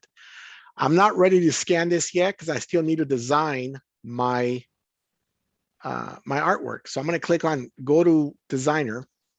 I have a question. Go ahead. In test mode, when you complete your general settings and you've done your design and you have to go back to your general settings, can you go back to design if you have the subscription? Because I've noticed that you can't go back to design if you're in test mode. You lose that if you go back to general settings. You lose your design. Well, right now, if you're using the current test mode, there is a small glitch on the test mode, meaning that if you uploaded a design, once you do a video, the output's not going to show you the design. It's a glitch. Once you activate your event, that design will be there, right? But yeah, so that's probably what you're experiencing right now. Yeah, just go ahead and activate the event. You'll see that everything is solved. Right now, good, 'cause that's scary. Right now, I'm on designer, right? Designer, it goes to the photo booth side by default. I'm not interested on the photo booth side. I want to go here to the left where it says templates. I click on templates. There's a drop-down menu. I want the slow-mo overlay option. These are my 5 options. Template 1 is a portrait mode, meaning that your iPhone camera is on top. Template 2, 3, and 4, your iPhone is to be placed landscape sideways, right? Template 5, again, it's a cropped out version. Camera needs to be on top as well. As you can see, template 3 and 4 have a wider angle, right? So these are better for wide angle shots, right? Popular one is template 2 because it's a square for Instagram, but I've seen template 1 also be used, right? I often get asked, hey, DJ, which template covers the entire body? They all cover the entire body. To get the entire body has nothing to do with Touchpix templates. It has to do with you practicing tilting your arm, indicating how far to pull up the extender, the pull extender, and positioning your arm. It just comes in practice, but you're able to achieve that with any of these templates. It just comes down to practice. For the purpose of this tutorial, I'm going to use template. I'm going to use template 3 probably. Let me see, template 3. I typically use 2, but I'm going to use 3. Has a little bit of a wider image here. So Touchpix gives you a quick way of designing something on your own, right? It's not Canva and it's not Photoshop, but if you got to do an event and you got to design it on your own, it'll allow you to do so. Once you click on your template, the silhouette will pop up here to your right-hand side. Now you can hit this sticker tab, and Touchpix has all these different PNG files that you can use. If I wanted to do a border with flowers, I'm going to click on this flower once. That flower pops up onto my screen. I can now drag it. I could now resize it, right? I could actually turn it if I want and position it as a border if I want that. If I want to change the color of the flower, I'll play with the hue, saturation, and things of that nature, right? And if I wanted to just make a border, all I would do is hit this copy button here. I don't know why that popped up. Let me see here. How do I hide this? Give me a second. There we go. Oops.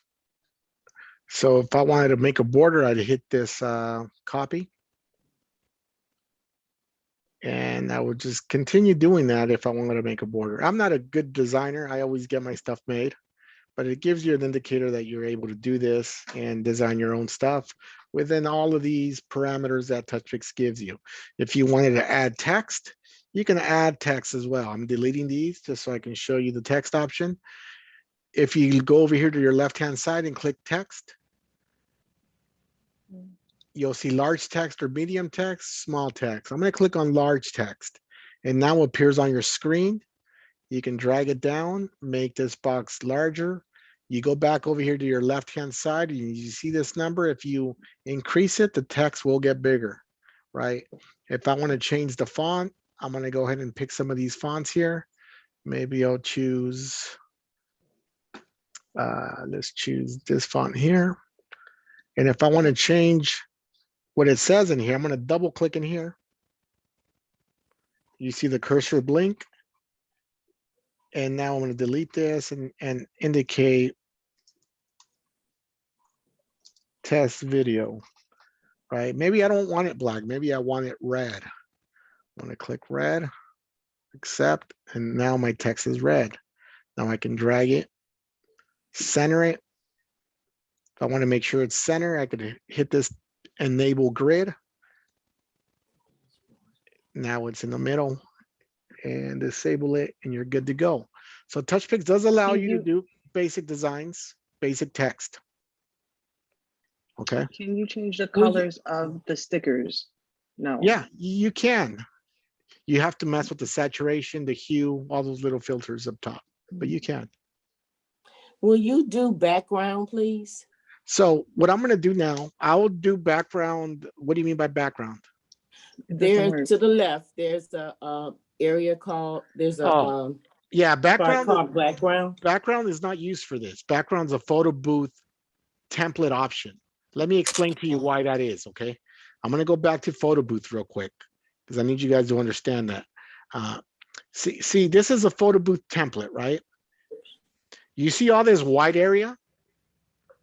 This is stuff that typically background will definitely do because your actual photo or video only applies here. It doesn't apply to this area. It only applies here, right? So you can use any of these designs for photo booths. When it comes time for video booths, everything is transparent. So it's a little different, right? So meaning that I can't use a background here because it's going to cover everything. It's even going to cover your video. So it's not meant for video. So it's more for like when you're printing. Correct. That's a, I have a question. sure. I purchased the overlays on your website, the sparkles and the confettis. Mm-hmm. And I tried, because I'm still playing around with everything. I tried applying it to this. Is this No. how you apply it? Negative. This is not how you apply. That's considered Okay. that's considered an animated effect. It's more of a advanced feature. I'll show you briefly when I switch over to my phone, but it doesn't get applied here. But I'll definitely go through that. Oh, okay. Okay. All right. So I have a quick question too. Sure. You was going through the slow-mo and photo booth drop down, and I noticed on an upgrade, Tim, they have a green screen. What is the green screen situation for? Green screen on where? The when you do that drop down. Oh, the underlays. Yeah. Touchpix has advanced features with green screen background. You can actually put a green screen image without having a green screen, or having a green screen background. If you elect to use a green screen background, you can just, a lot of people have enclosures with the green black background, right?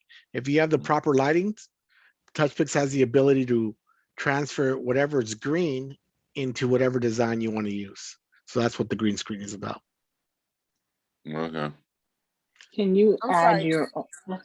So is it not a good thing to use overlays for the slow-mo? No, it is. It is definitely. A lot of people use them. I'm going to show you now how to upload a custom overlay that somebody designed for me, or how to upload the ones that you make yourself on Photoshop or Canva. So I'm still with the silhouette here. Now I'm going to go here where it says uploads. If you look at where it says custom overlays and you hover over the question mark, it's going to give you the sizes for all 5 templates that Touchpix includes. If you have somebody design it and I'm using overlay 3, the designer is going to want to know what size to make that template. This is the size in pixels, 1440 by 1072. So if you're going to do it yourself on Canva, you just have to make sure you open up a canvas this size and start designing away, right? Once the designer makes it for me, he usually emails it to me. I'll save it onto my folder. And this is how you add it, right? You're going to hit custom overlay.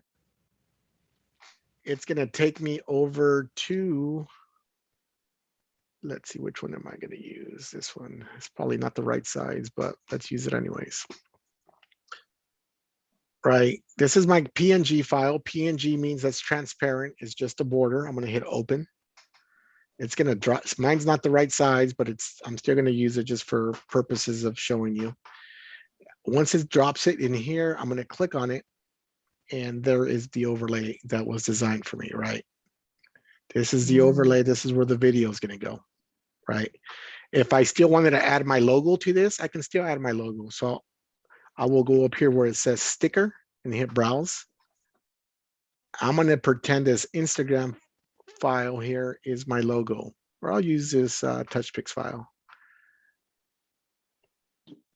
And once I hit OK, the sticker, it'll actually puts it on the top versus the bottom.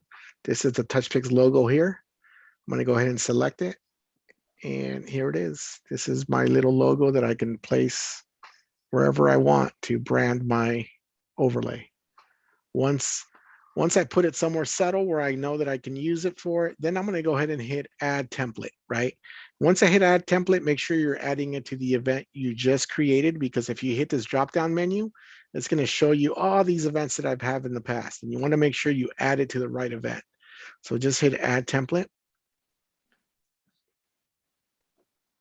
So automatic.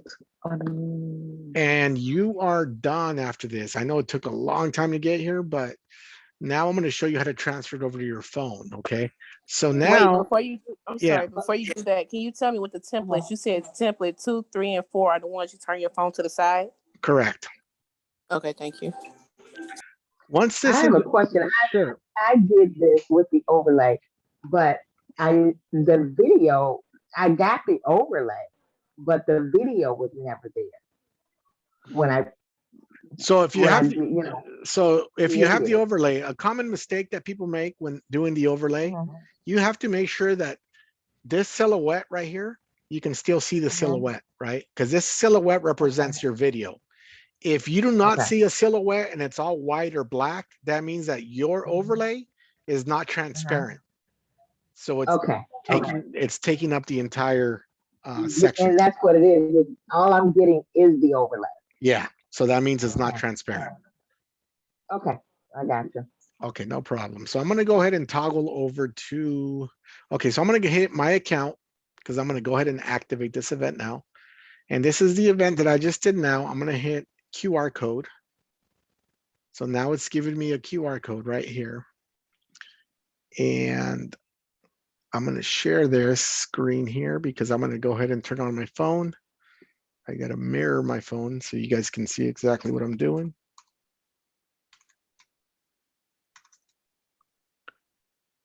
All right, here we go.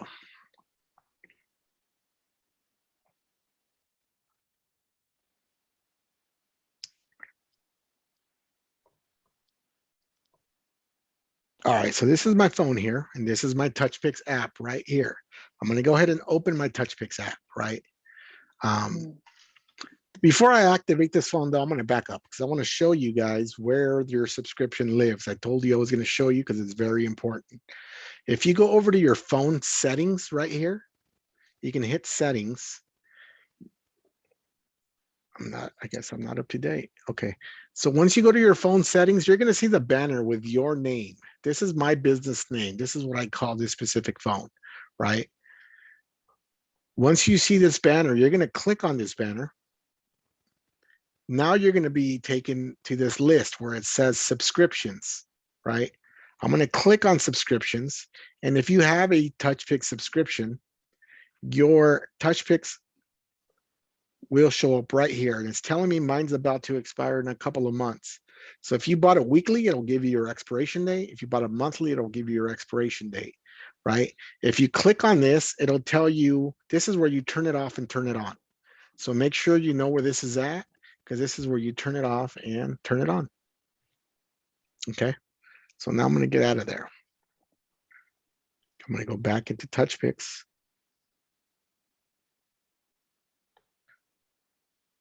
Now I'm going to hit activate event, right?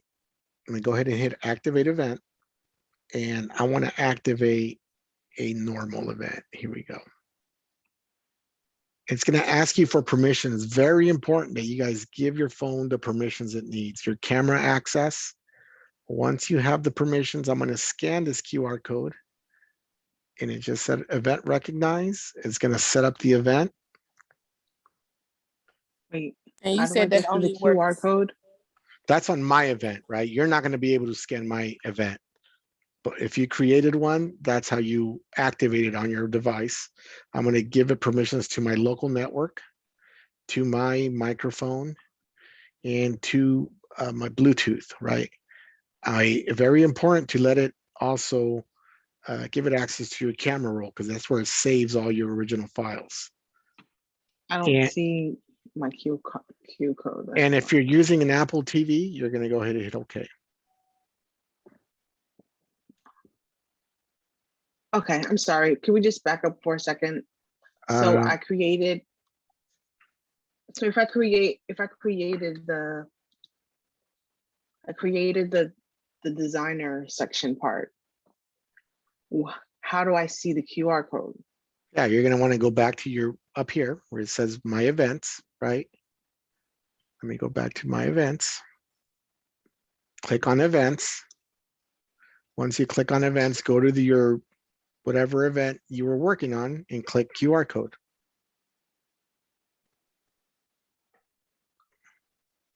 Now the event will only show if it's not in test mode, right? Yeah, the artwork will show if it's not in test mode, correct. So we can't even see it if we only have test. Not the artwork, but it can record. It's just a minor glitch that should get resolved fairly soon. Okay. So what I'm going to do here is now I have my event loaded on Touchpix. So now I'm just on my actual phone. I'm hoping you guys can see my phone itself only. I just turned it over to full screen. And very important that you follow these next steps, right? I'm going to go to this hamburger icon, the 3 lines. I'm going to go ahead and go into settings. It says I need the subscription to read QR code, so I guess not. Okay. Once you go over to settings, make sure that your compressed area, by default, it automatically installs with medium video quality. You want to make sure you change it over to ultra high quality, right? Once you try it to ultra high quality, now you're going to go back. I'm going to go back into settings. This little right arrow, I'm going to go ahead and click on that. Make sure printer is to none, and then I'm going to click on it again. This is your camera settings, right? If you're using the iPhone, your camera settings, you're going to leave your camera settings onto the back of the camera, right? Auto exposure, you can leave it on the auto exposure if you want. The only changes you're going to make here are here where it says lens. Click on the lens box, shift it over to ultra wide. Once you switch it to ultra wide, you're going to see this warning to make sure you actually adjust the slow-mo speed. Then you're going to click on this slow-mo speed box, and you're going to switch it over to 1920 by 1080 at 120 frames per second. You're going to get two options. Always pick the first option. Once you hit done, This is in the app. This is on the app, correct? Once you've hit done, you will be done.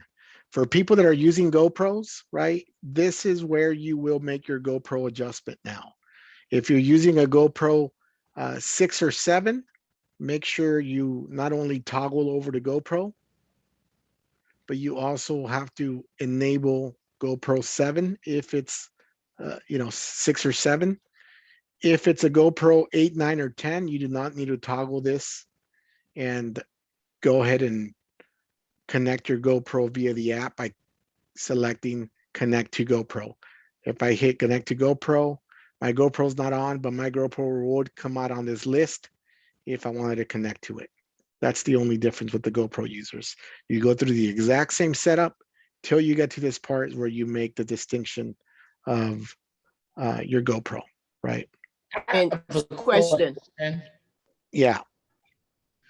My younger kids, they like using the front camera because they're selfie freaks and they like to see themselves on the platform. So for using the front camera, do you need to change settings? Well, I don't recommend the front camera, ma'am, because the picture quality is going to be degraded. It's not going to be sharp. I understand what you're saying because they like to see themselves. But if you're going to want to produce high quality videos, I recommend you shift it over to the back camera. Question, you only have to do this once? Once. The only reason you would have to do this again is if you delete the app and reinstall it. That's the only reason, but you only have to do this once. As a matter of fact, I'm going to go a step further and say this, right? Look, I'm going to switch over back to my account, right? So all of these settings that I just set up, right? They're on this account. If I like how my settings came out on this event, moving forward, what I can do is go here where it says manage. I could duplicate the event. I will rename the event, whatever that event's name is, and just go in there and change only the artwork and the music file. All the other settings will stay the same. Oh, okay. You don't even touch general settings. Yeah, Nothing. exactly. So you just, I go have in a there. question. With it was on the face auto exposure. What does that do? Because I think on my last event, I may have had that selected instead of the auto exposure. Face auto exposure, the camera just looks for somebody's face and it'll try to adjust, right? Yeah. So just try whatever works best for you. I've used them both. It really depends on your lighting. I think I think it's better with it's just the auto exposure, but it really depends on your setup. My ask a question on the GoPro? Sure. The last, it says delete last photo. What's Okay. the benefit? Well, we've been getting some reports that some GoPros at times, I don't know if it's a connection issue or just an iPad issue. We've been getting some reports that they're at an event and then all of a sudden the GoPro records and then it plays an old video, right?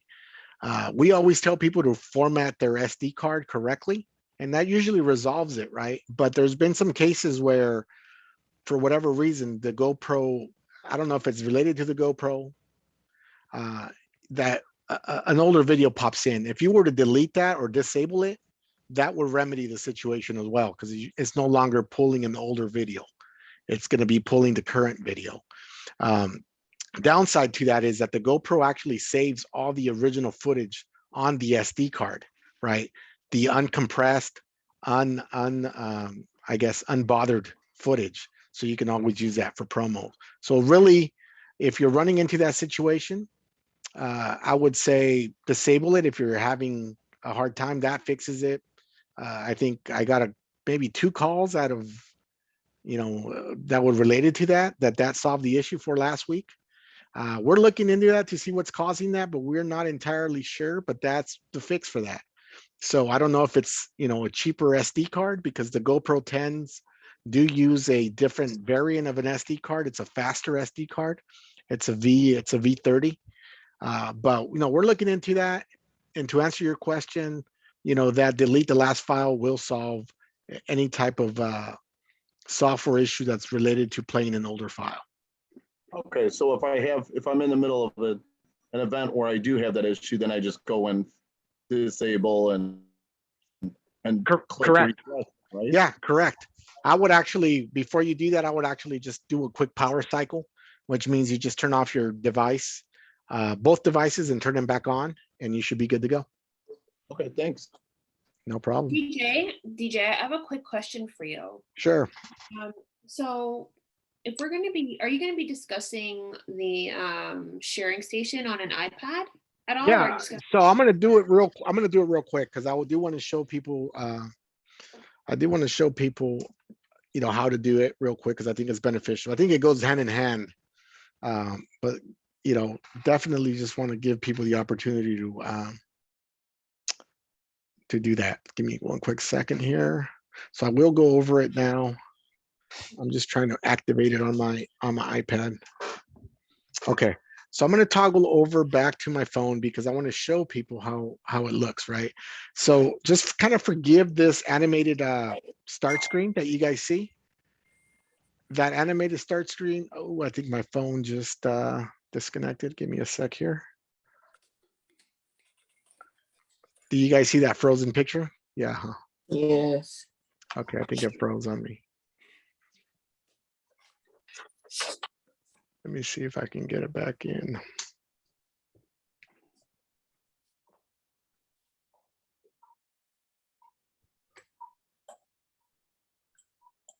All right.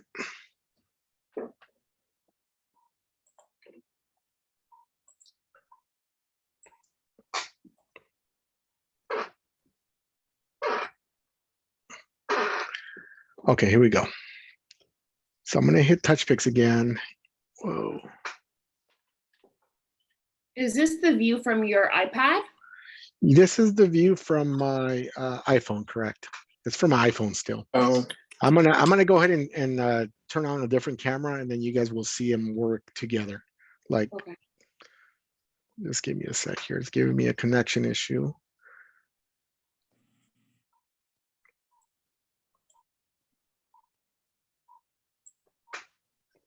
Okay, let me do it this way, because that's not cooperating with me.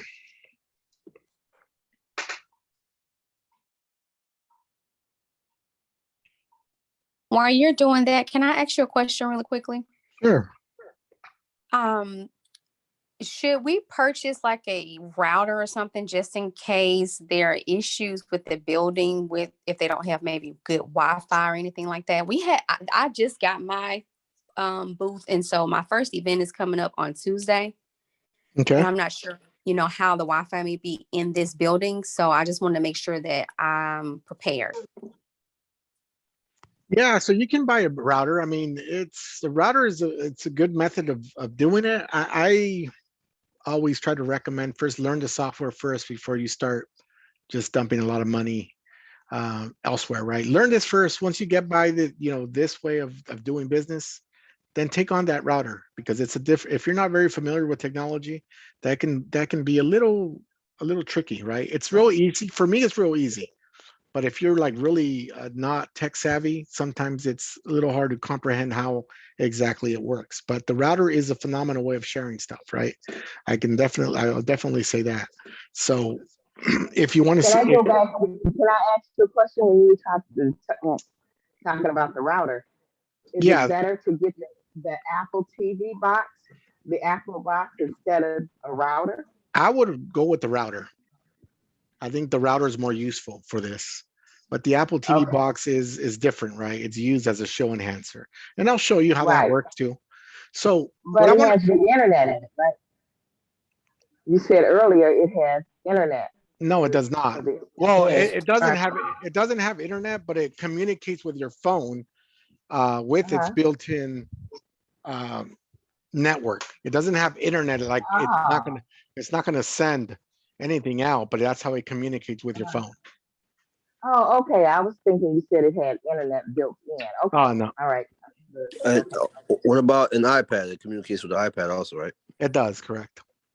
So basically, if you're using if you're using the GoPro to actually be on the platform, so I have a GoPro 7, and then I have an iPad that I want to use for the sharing station, but then I want to mirror it on the screen with the Apple TV. That's possible, right?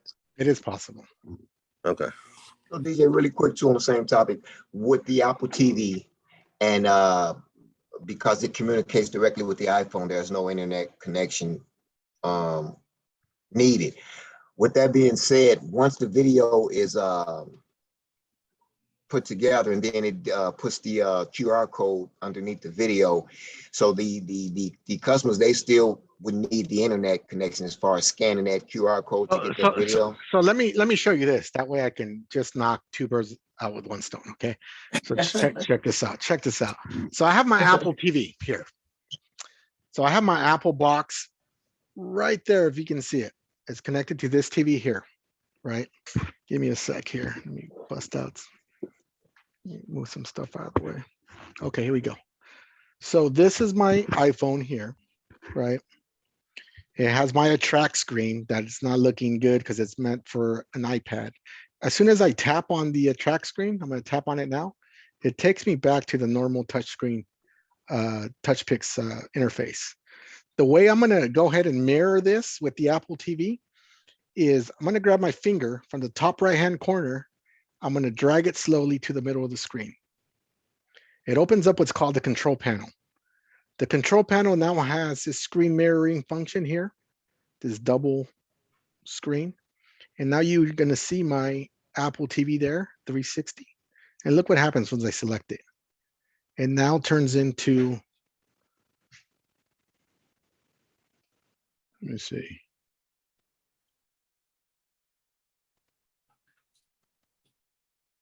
Let me see if it actually, you see now I hit record and you see my phone is the countdown. You'll see it on the TV. And now I'm recording with my phone, but the TV's playing the live view recording, right? Now it stopped recording. And you can follow the prompts on the TV saying adding slow-mo, adding all these special effects, right? Adding the overlay, adding audio. And here's the video playback of what I just recorded live right now, just showing you how it looks, right? That's the video playback.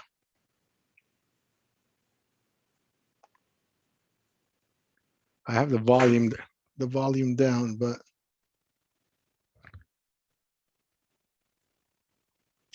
Are they still working on the size of the playback? yeah, we're still working on that. Okay. We're definitely still working on that. So it just, there's that logo that I threw on there, the Touchpix logo. This is the general background. And if you do have internet, what's going to happen is you're going to see the QR code pop up on the lower left-hand side, and people will be able to scan it. Hopefully it pops up. I'll do one other quick session, that way you can actually see it one more time. So without the internet, the QR code would not generate. Exactly. So I'm going to hit start again. Here we go. Start it again. This is the animations that Touchpix syncs over. Here's your countdown. I'm moving the phone now with my hand. Here we go. Still moving it with my hand. 2, 1. All right. And this is more of the wow factor with the Apple TV, right? If you're going to be taking the TV to events, definite upcharge. You know, I've taken something as small as 24 inches, 32 inches to 55 inches. Everything kind of has a different price tag, the way I offer it. For people at home, right, that you really want to see the quality and stuff like that, go ahead and scan that QR code. See, that QR code is the first video that I generated. You guys will be able to download on the spot. And mind you, this room doesn't have that much light anyway, so let me see, here we go. It's gonna have the QR code again. It's going through its thank you mode, and the QR code is gonna appear one more time. There it is. So if you guys want to scan it, you guys will be able to download that on the spot.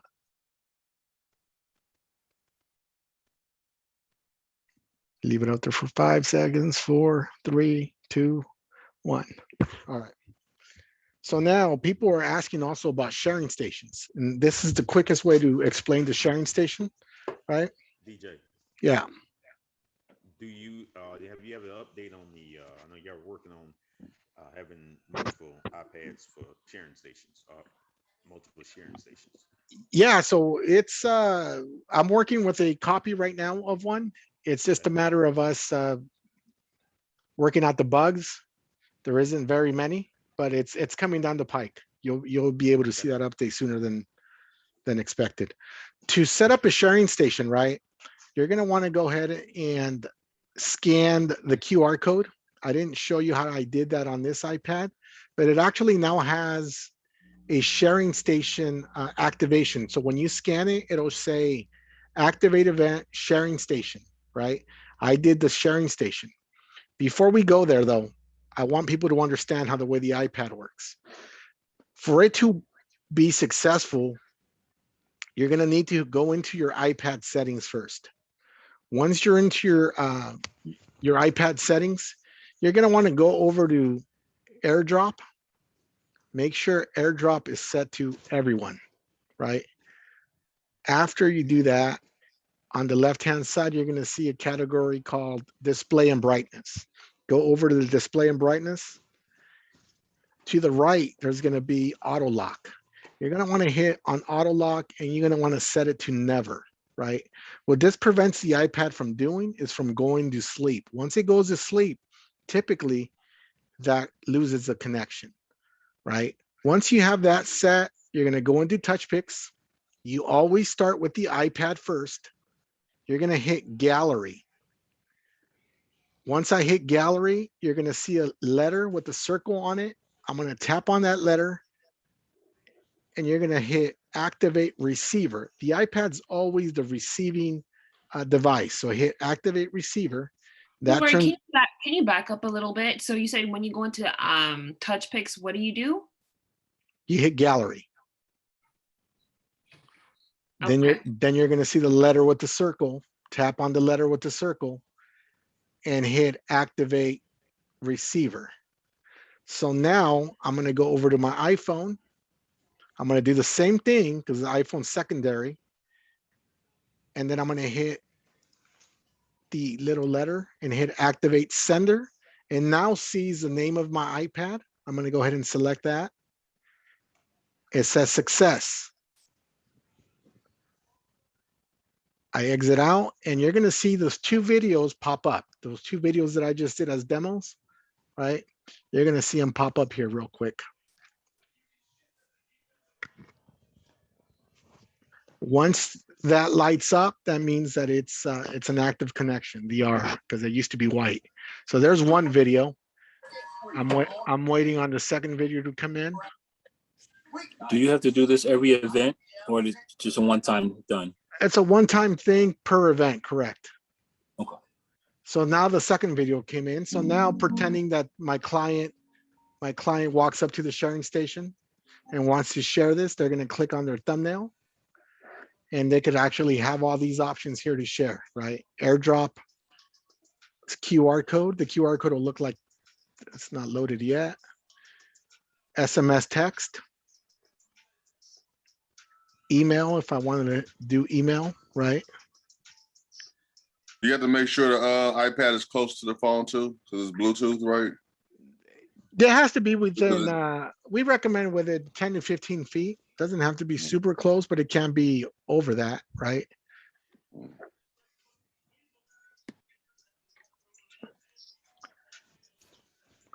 So yeah, so if your iPad, I'm sorry, if your iPad is Wi-Fi only, that's fine. That's fine. Okay. Yeah, that's fine. It'll work. This is a only Wi-Fi iPad that I'm using, by the way. Perfect. Okay. Sorry, DJ. You went a little quick, and I'm trying to write notes here. Yeah, thank you, because I was going to say the same thing. Well, Yeah. yeah. When you went to your that's iPhone, what yeah. did you select when you went to your gallery, and then you hit the same letter with the circle and hit the activate sender.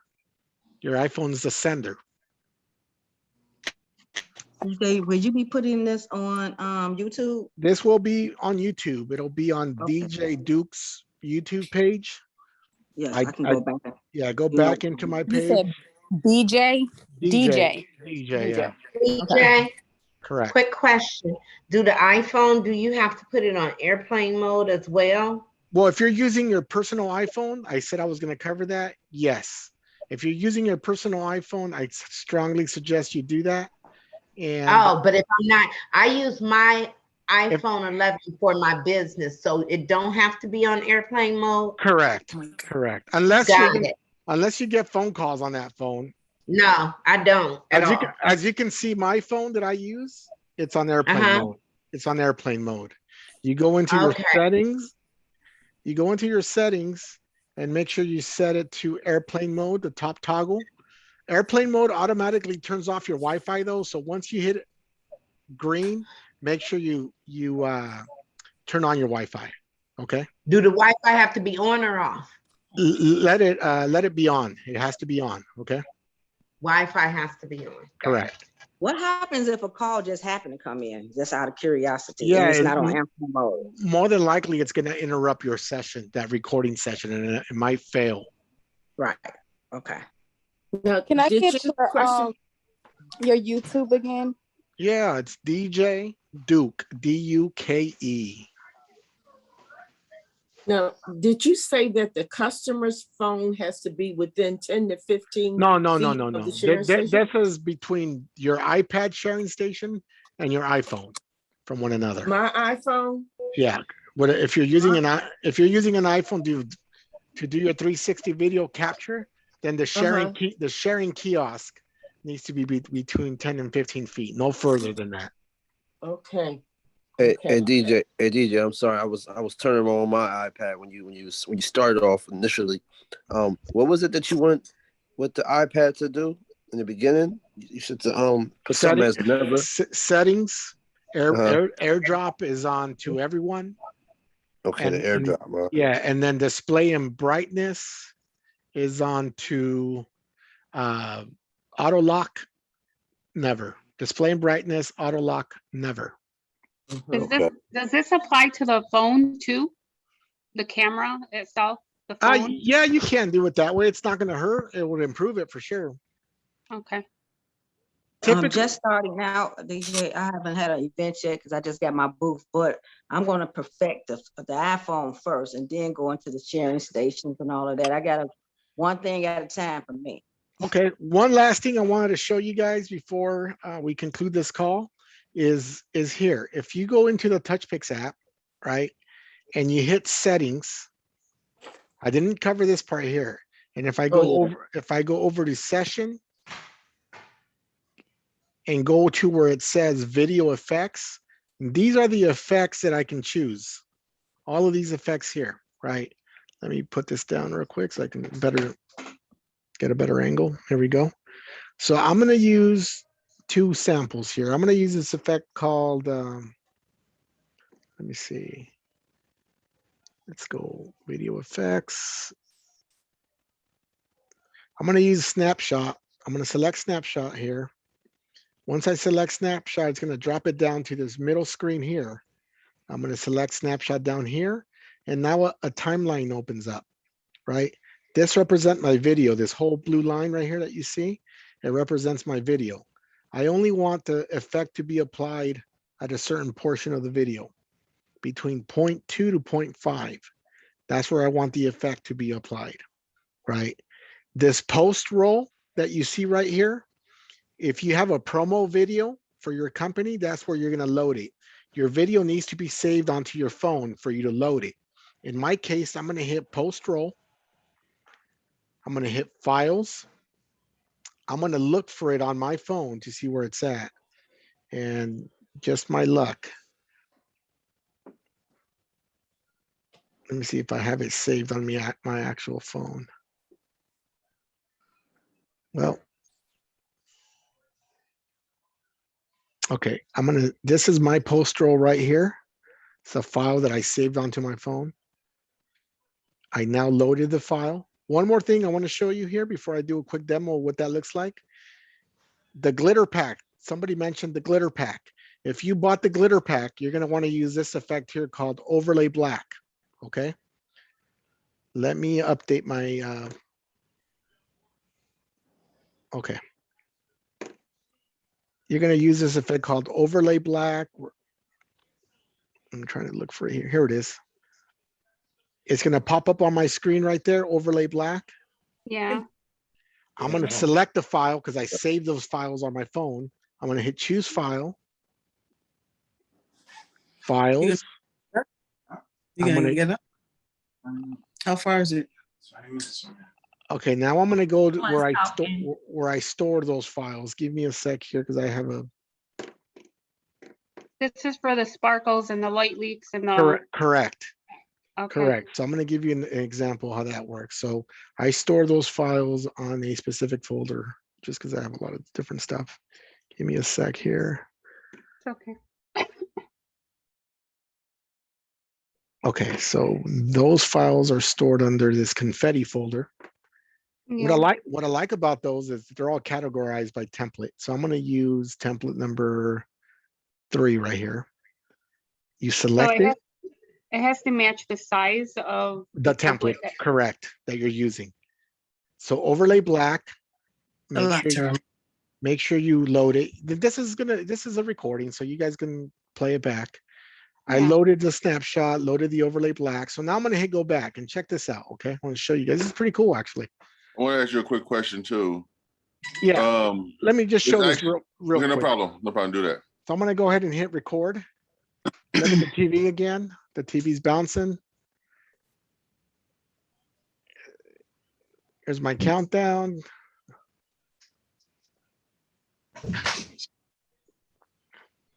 So this does take a little longer because it's using special effects now, but all of this is included with Touchpix with the exception of the confetti. You can buy that, it's optional. Oh. It's only a one-time fee. That's the confetti that she was talking about. Yeah, Or you can have somebody design them for you, but this is how it's going to look. So it's applying the overlay. It's not only going to apply the overlay, but it's also going to apply my outro video. If you remember, I added a promotional video at the end. It's going to apply the snapshot effect and the confetti. So I'm kind of curious to see how that combination is going to look. So it's applying the overlay, and because it's an animated effect, it takes just a little tad longer. It's at the end now. Audio is the last thing it pops up.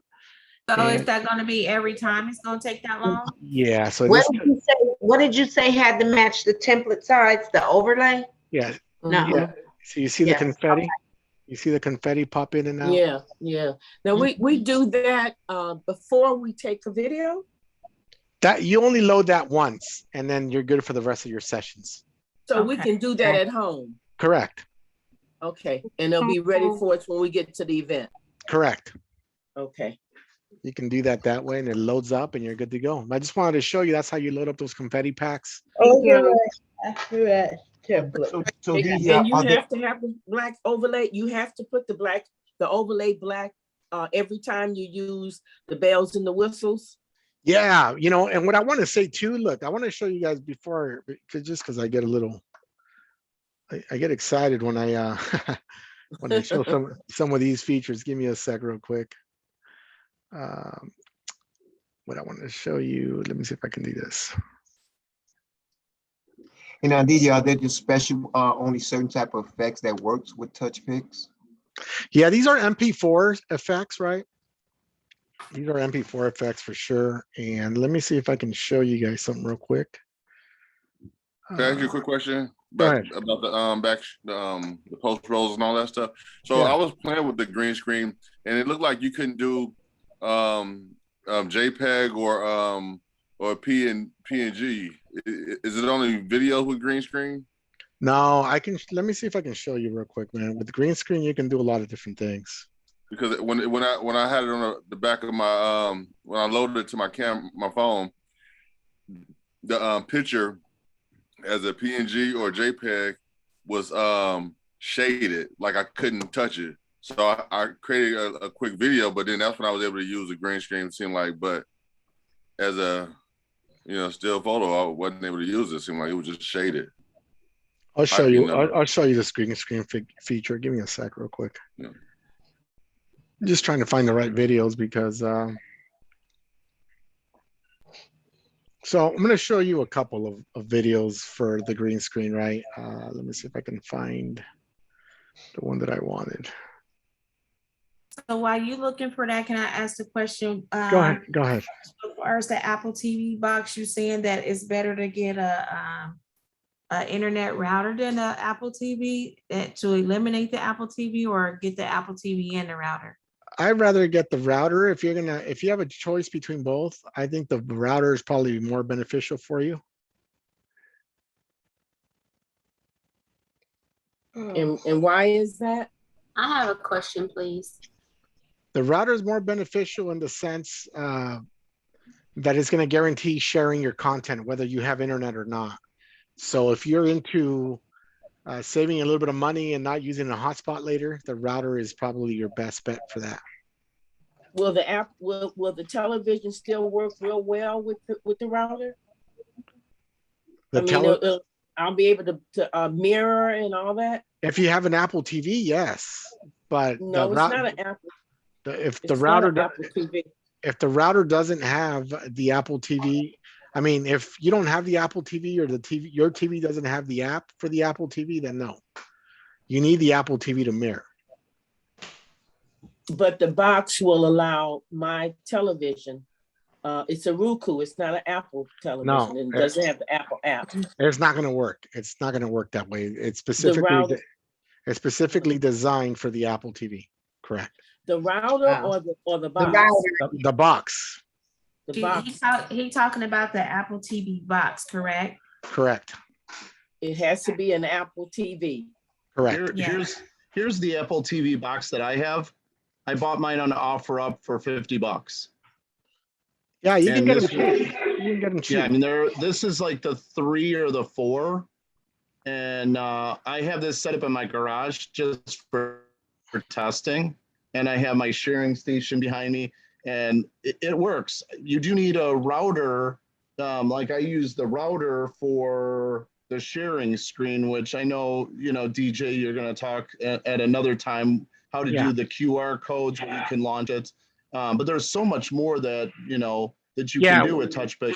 You definitely have to have this. We're just scratching the surface, and we want to get you up and running. And if I were to throw everything else at you guys will be lost, because it's a lot of information. Question, please. Yeah, go ahead. I got a quick question.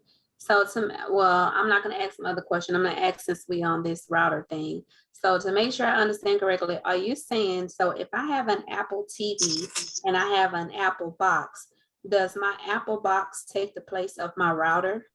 No, not necessarily. Your Apple TV is only to show live view recording and to do QR code sharing. It's a show enhancer. The router itself is for sharing purposes only. It allows you to share your content without any internet connection whatsoever. It serves two different purposes. Okay, so what is the purpose of the Apple box? Yeah, I just explained that. It's just to enhance your event. You don't Oh, know. I'm sorry. So the Apple Yeah. TV and the Apple box is the same thing. Correct. Yeah. Oh, sorry. Okay, that's Yeah, the part I it's the missed. same thing. Okay. Hi, quick So question. my second question is, No. when you, I want to go back to when you put all your graphics in and you uploaded the black thing and you got to your outro piece of it where you actually added your the little unicorn with the thank you. Okay. That's where I can add my logo that's animated in that same place, correct? Correct. I mean, yeah, it's a unicorn with the thank you. It's part of the Touchpix app, but you didn't see my outro video. But yes, your outro video merges with the actual recording for that session. So it'll blend in like it's one video, but you can add that, correct? Perfect. DJ Duke. Yeah. Quick question. So I am definitely not ready for router material yet. I'm a beginner. No worries. Does the router work with the iPhone and the iPad, or is it just the TV? It works with the router works just with your iPad. You don't need the TV for this. It just works with my iPad. iPad. You don't need a TV, correct? Okay. I'm not ready for the router, but I just wanted to have clarification. Okay. So I wanted to answer the gentleman's question with the green screen, right? Are you guys able to see the screen right now? Right? Yeah. So Yes. Touchpix has the ability to do a green screenless green screen. If you look at Is this, there a picture with a guy in front of it? so check this out. Okay. This is all a green screen image. It's actually a picture in the background. It doesn't really have like, the amazing sign or hanging anywhere. This is a picture. It's a picture file, and you can do that.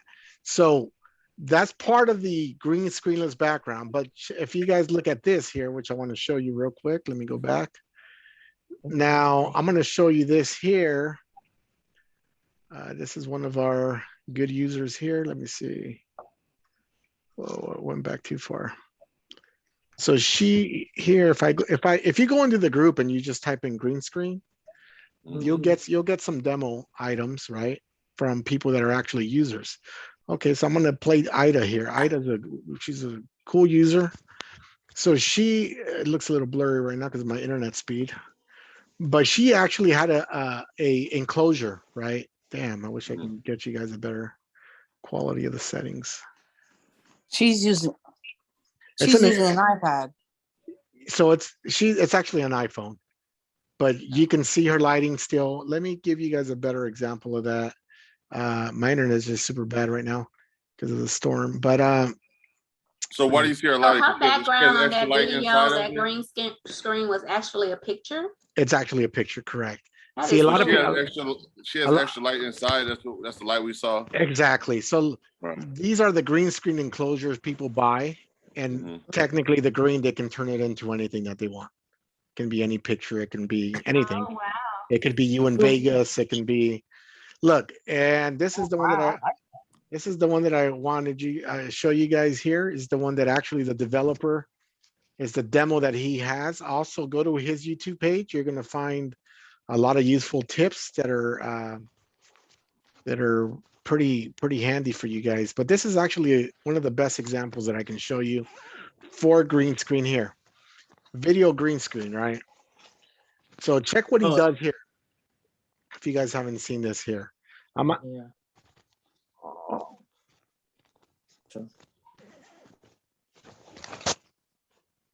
I'm going to skip toward the end. You see how it's recording? Yeah. Green box, green background. Look at the so output. when you have the green screen, you use the green screen overlay. Yeah, or the screen effect. Yeah, look at the output, okay? Check out this output. Yeah. Oh, everything is painted green. But look, that's the green screen. Look how it looks. And the platform is painted, it's covered green. You see that? Yeah. That's pretty cool. Yeah. Hi, DJ One. I have a quick question. Okay, let me just play this one more time. You see that? Green. Well, how much is that? how much is something like that? I mean, does Touchpix sell that or? No, we don't sell that, but you can buy that from anybody in our group. You can get it from different vendors. I know Premium One Backdrop sells it. I know Booth Active sells it. There's a lot of vendors in our group that sell these types of backdrops, and you reach out to them. Yeah, reach out to them definitely. The only way you can create that Not the effect. backdrop. I didn't think of that to have a backdrop. I was just thinking that there's some way you can block the people out the background at these different events. I just was thinking that you can just click on the green and then the green effects to be in the background. That's what I was thinking. Yeah, so it works both ways, but it's really dependent on your lighting as well. So I mean, both ways there's no right or wrong way. Just more of you practicing and getting it down to where you feel your output is what you want. So DJ, I have a quick question for you. So just going back to the sharing station for the iPad, do you need to create 2 events? Because I think last week you spoke about creating 2 events, but you do, but that's going to go away. So I skipped over that because now with this new release that's bound to hit probably within a week or so, now you don't need to click 2 events. Now when you activate your iPad, it's going to tell you want to activate it only for sharing. So you no longer need to create a separate event for it because it gets a little confusing when creating 2 events. So it'll let you activate a sharing station. Do you know when that's I coming? got a quick question, please. Should I Oh, familiarize myself with that? That should be coming in a couple of weeks, 3 weeks tops. I remember you was mentioning one thing about the photo booth and stuff, the walk around photo booth with the mirror, and you can use that and you can blur out the background sometimes. Yeah, that's more on the photo booth side. I want to touch that, but yeah, definitely does photo booth features where you can use tools like remove the background, and technically you can walk around with Touchpix, take pictures, and the software automatically takes the background away and places whatever you want on there. So that's on a is that on the back the back screen of the back, what is it, the settings of the Touchpix? Yeah, it's in the back of the settings. It's called background removal. You got to activate that. Okay. I have a quick question for you, sir. Yeah. So let's just say I have 3 events going on in one day. Am I able to, like once I've created everything in overlays, can I activate all 3 events before I leave my home? You can activate one at a time. So I have to close it out before I activate another one. Correct. So if I don't have my PC with me, then is that why I have to take a laptop with me? Well, you don't need to take your PC. You can just take pictures of your QR codes on another device. Oh, okay. Thank you. Yeah. Okay. DJ, can you recommend a router? Yeah, I'm gonna recommend the router. It's a TP, T as in Tom, P as in Peter, TP Link, LINK. It's AX3000. DJ Juan, quick Thank you, question, sir. please. Yeah. I was trying to delete an event and the QR code. How do I close that out to create a new event? Yeah, so you just scan you go over to the settings. It says close event, and it's gonna ask you to scan that QR code that you use to activate that event. But I already deleted it and I don't know how to delete it. Oh, so the only way you can do it now is to delete the app and reinstall it. Delete the app off my phone. Yes, and reinstall it. Hey, DJ, I have a question. Sure. Hey, so I just want to go back to the sharing sure. really quickly and trying to get my head wrapped around the user experience. So essentially you have the iPhone mounted on the arm bar, right? And then you have 2 options. You have the TV with the Apple box, linked up, or you have a sharing station, or you have both of those sharing options. So if the TV allows you to see the replay, produces a QR code where you can go ahead and share, but you also have a sharing station that you can visit and also share. Correct. Just for like simplicity and Correct.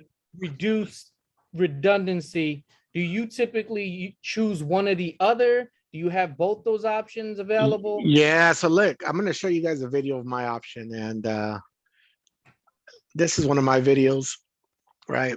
And this is what I do. So this is my sharing station. This is my iPad. This has my QR code. They scan into that network. They log in. They scan into this network. All of a sudden, look, they have all the files in the palm of their hand to download onto their phone. That does not require internet connectivity. This is what I use the router for. In this stand, I have a huge TV up here that plays a video slideshow. Got it. So you don't even worry about producing the QR code on the TV. You just use it as a show enhancer. Correct. And just to share it. All right. So you don't even. All right. I got it. I see what you're doing. Correct. Yeah. Okay, I got Correct. a quick question, if you don't mind. Go ahead. Go ahead. Okay, so if you create an event on your laptop and you want to go back and edit the layout that you made, how do you do that? On your so laptop? Like I made a template, and then with that template, I want to go back and edit it. How do I edit it? Yeah, so all you got to do is on your template, you go back into your events, right? So I don't know how you created it, so I would need to know a little bit more information on how that was created. But if you did one, for example, on Canva, you go back into your event. You can do it two ways. If you got to edit your event, you can either go into events, find your event, go to manage, and edit the event right here under edit, or you can just go straight to the Can you mute your phone, please? yeah, let me mute that real quick. Okay, or you can go over to the top over here and just go over to the designer and re-upload your new design to the same event.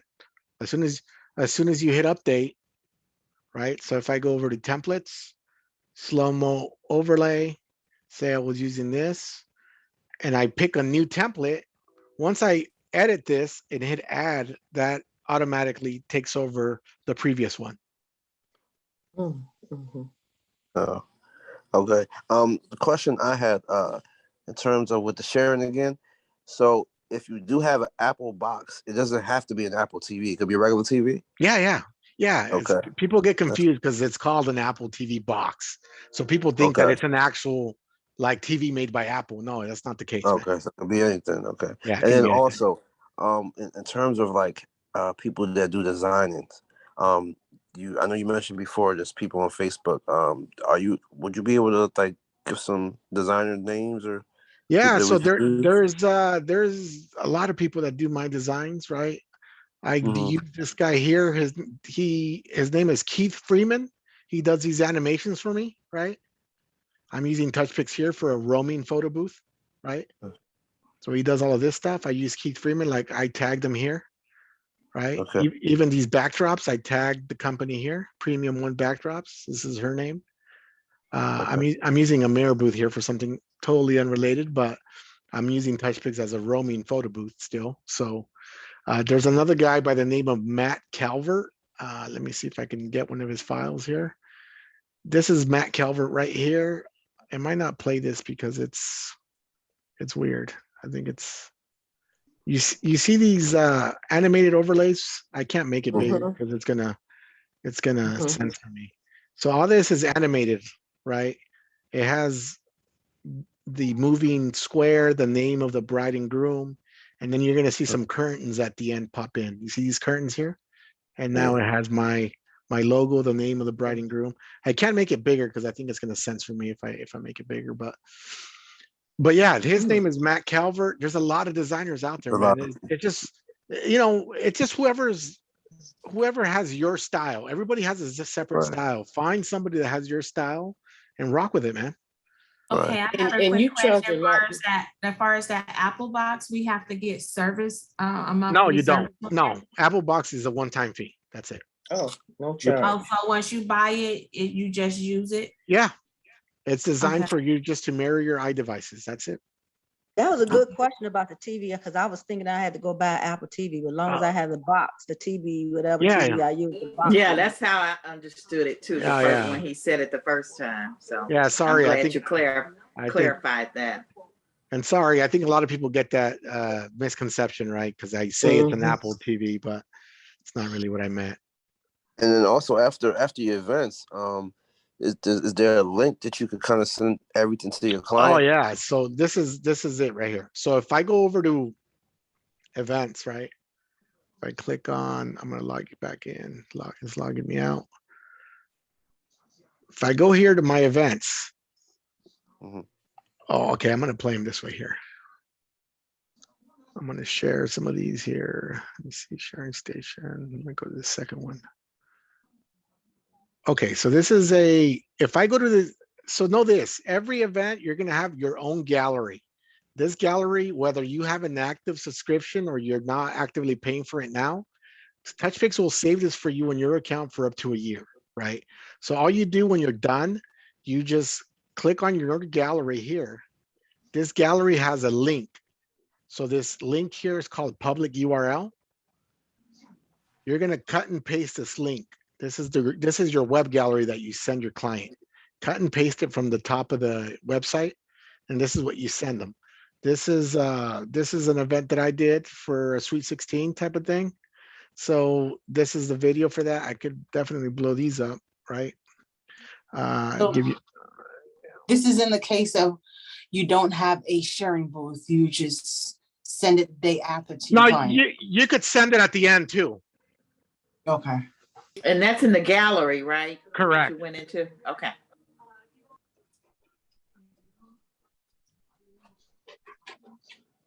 So you kind of lost me again with the when you cut and paste the web address. Can you quickly go over that again? Yeah, cut and paste here. So it's you just pick your gallery. Once you pick your gallery, let me move this. Can't you just email right there? There's an envelope and the email pops right up. There's for an you to put it- email, or there's a download button here, but this is the gallery. When you click on it, you just cut and paste this web address and send it to your client. And DJ, what kind of phone were you using when you did these videos? Do you know? This one here, I use such a variety of different stuff. I'm always testing, right? So I think on this one, I used the GoPro 7. Yeah, on this one, I use a GoPro 7 on this one. So do you think it's better to use the GoPro 7 or the phone? No, I think they're both great. I think it just depends on your event. If you have good lighting, both will look great. GoPros are just a little bit more forgiving with low light scenarios, right? So if you're in a dim, dark room, your GoPro more than likely will be more forgiving than your iPhone because the low light sensor is just a tad bit better. But if your lighting is good, then there's no reason why you shouldn't be able to produce good videos. You mentioned last week some lights, a 10-inch light, ring light. What was the brand? Yeah. So my ring light that I use is a ProMaster 10-inch ring light. ProMaster 10-inch ring light. And that's for the iPhone. That doesn't work on a tablet. No, it works for the iPhone or the GoPro.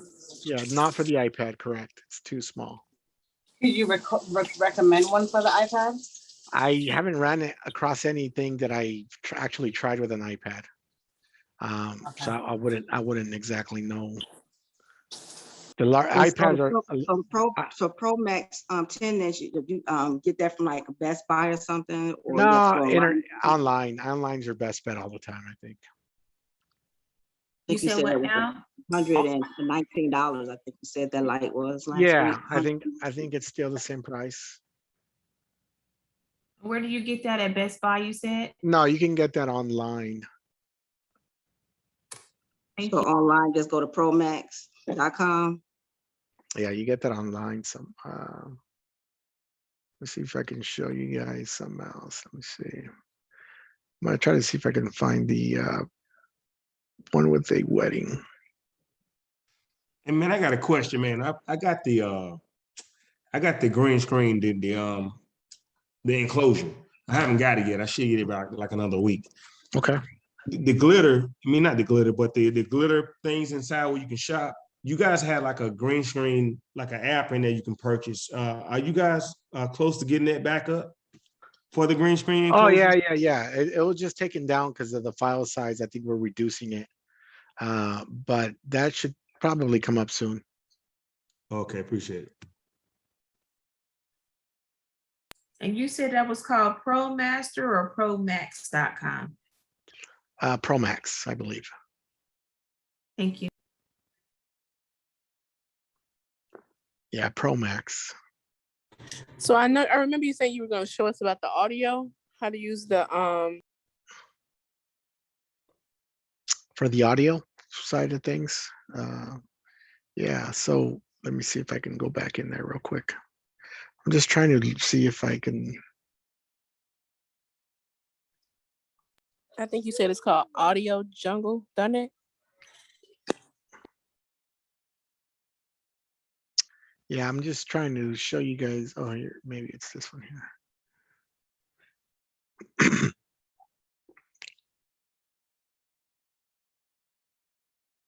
I think this one was an iPhone event. That's what I was trying to look for, an iPhone event.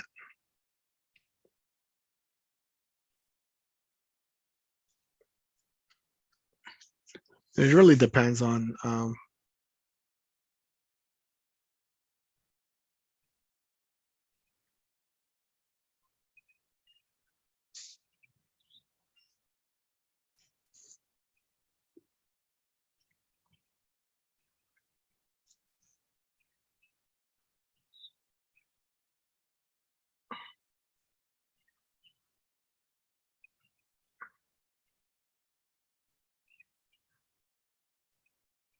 yeah, I'm just trying to give you guys ideas. Just, you know, GoPro, iPhone, they're both very, very similar depending on your lighting.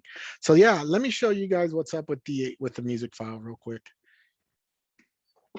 And then I think I'm going to conclude it there because it's been a long webinar already. I keep on trying to get these shorter, and I know questions come up. I definitely want to be helpful because I think in the long run, it helps everybody be a little bit more Listen, successful. You can are I answer? appreciated. Duke, You are Yeah. appreciated. Duke, Yeah. Duke, why don't you perhaps have us to email or text you the questions, and then at one of the seminars you just answer the questions, and this way you won't get duplicate questions. Yeah, no, And you just lend a webinar to answering the questions. I think you're right. Like I this think, question is from Jane Doe, and she wanted to know blah blah blah, because you know, so the thing that may is, be something somebody else wanted to yeah, know too. the thing is, I think I've tried different styles of things, and I technically work the support line on Fridays and Saturdays. Yeah. And I've tried emails too, but then I get, you know, I get a lot of emails. So sometimes this forum is easier for me, even though I have to repeat it. I'm always posting posting these videos on YouTube. And hopefully, you know, I'm just trying to get people to a comfort zone, and I understand a lot of people. Because what happens is we don't know what we don't know, but if we happen to hear a question, then hey, that's something I needed to know. But we don't know what we don't know unless we hear the question. So you got some questions on the fly, so you know. Yeah, for sure. So the other freestyle questions that come up. The other side to that is I encourage everybody to join that Touchpix user group, because you'll find a lot of information there. But please, if you join, drop your email, because people don't get added if they don't put the email address in there. But look, I'm going to go into how to add your audio file from your phone, right? So this is my phone again. I'm going to go into the settings. From the settings, I'm going to go here into the settings right up here. And if I'm going to add my audio file, I'm going to go move this arrow to the right. And I'm going to go over to Video Effects Creator. If you look at this audio tab down here, this is the audio tab. This is where you add the file. I'm going to click on audio, right? And I'm going to delete this file that I have on there right now. I'm going to just hit delete. And to add a different file, all you have to do is go back into the effects, find audio again, right here. Once you find it, you go back down into the middle box, you select audio, and then it tells you to choose a file, and that's it. You just hit choose file, and you load up the event. Yeah, and you load up you know, the second audio file, which I just added there. And that's it. That's how you load files on the fly, audio files on the fly. Good. That's good. Thank you. Yeah. Last tip, because I just saw it while I went there, is for those that struggle and put their, you know, their iPhones on their mount like this, and it looks like this, right? And they're on the mount, and you don't know whether or not the person is in frame or not. This is a cool feature too. If you hit this settings button here, right? If you go into settings, you see this very first feature called Live View background? Select it, make sure it's green, and then go back. Look what happens when you go back. Now your live view it takes place of your logo basically. But now you don't have to go back. You could adjust your camera to make sure that the people are in frame. And now you can just hit start slow-mo and that's it. The live view just becomes part of your screen. Right? Because before it was a guessing game. Are the people in the shot? No, maybe I'll adjust my camera up. Maybe I'll adjust my camera down. Now you can actually see where their people are lined up and then hit start. Right? Now you can hit start and you'll start basically. And is this every time? Yeah. Someone get on, you have Yeah, to do it every time. you can do it every time, or you don't have to. I mean, it's just we're always trying to innovate things of making things better and more efficient for the end user. So Yeah, I was wondering how that would work when somebody get on there. Do you tell them stand in the middle, go over here a little bit? well, it depends, right? Because some people are short, some people are tall, some people are in between. So it's just it's one of those things that you got to know how to work the software.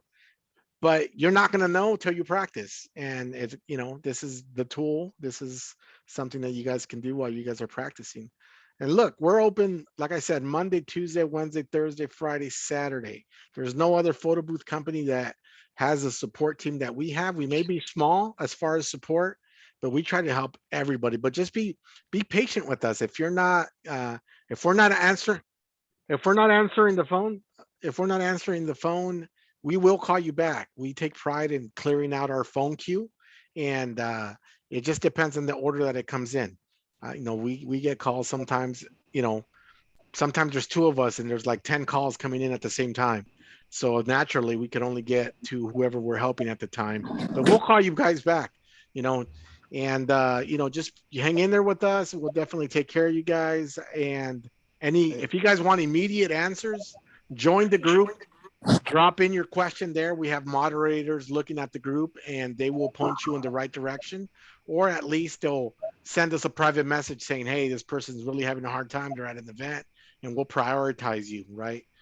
So just kind of be patient with us, and, definitely encourage you guys to use other forums. Can I ask a question? Sure. Can I ask one question? You just did the thing on your iPhone with the Touchpix showing the audio. So I went over to my phone that I'm using for my business. Do I supposed to upload music to that iPhone and then work Correct. You have to have it on you have to have it on your device. Correct. Got it. Okay. Thank you. I got one more question for the night. I know it was getting late. Sure. So back to the router. So the router is actually something that you want to use as a backup, pretty much, right? The way I use it, that's my primary way of sharing moving forward. I don't use anything. Oh, so if you go to a venue and the Wi-Fi is great, you still use your router. Oh yeah, man, because you don't need Wi-Fi. You're sharing on the spot. Nobody else does that. There's other companies that are charging people $1,000 for that service, right? You don't need it. You don't. We include it free of charge. You're a paying Touchpix customers. We give you about 3 or 4 different ways of sharing, right? You choose whatever's best for you. For me, the router works great. For other people that may be, that don't want to mess with the router, maybe you'll be fine with the internet signal, right? But we always encourage to find whatever works best for you, right? So last question. I'm sorry. So this maybe sound like a dumb question, but I thought the router needed something to feed off of to have a connection. The router doesn't need any type of internet. Like a service you gotta pay for or something? No, not the way we use it. Not the way we use it with our app. Typically it does. A normal house router, yes. Yeah, but the way we use it for our app, we're just allowing the router to access the files on our iPad. It's just a local network. That's it. So the router does not need any kind of Wi-Fi connection. Well, it is Wi-Fi. The router, the router is a Wi-Fi connection. that is the Wi-Fi connection. Correct. You don't need to pay. You we don't don't need to pay a have to service worry fee. about it. But you don't need Okay, to we pay don't any. have to worry You don't need to pay any service fee. You don't need to add it to any data package. It's just a router. You just take it to your venue, plug it in, and let it do its work. That's it. Plug Can it you in. hook that up to the printer? You know that printer thing, the printer server? I haven't tried it with the print server. I haven't tried it with the regular photo booth. I just use it for sharing at this point. And that was What do you plug it into? What do you power? What do you just, plug it into? Just Oh, power. That's it. electricity? Just electricity. That's it. Yeah. Okay. And It's loud. can you Somebody give us TV a is loud. can you give us a sample or suggest a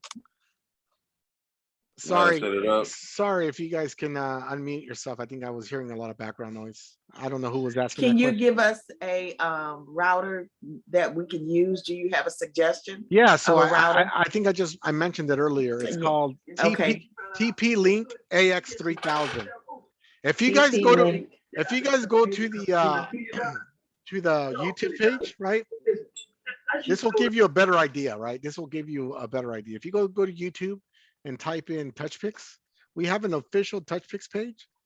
My videos, I post them on my own YouTube because I don't, the developers looks a lot more professional than mine, quite frankly, but let me see here.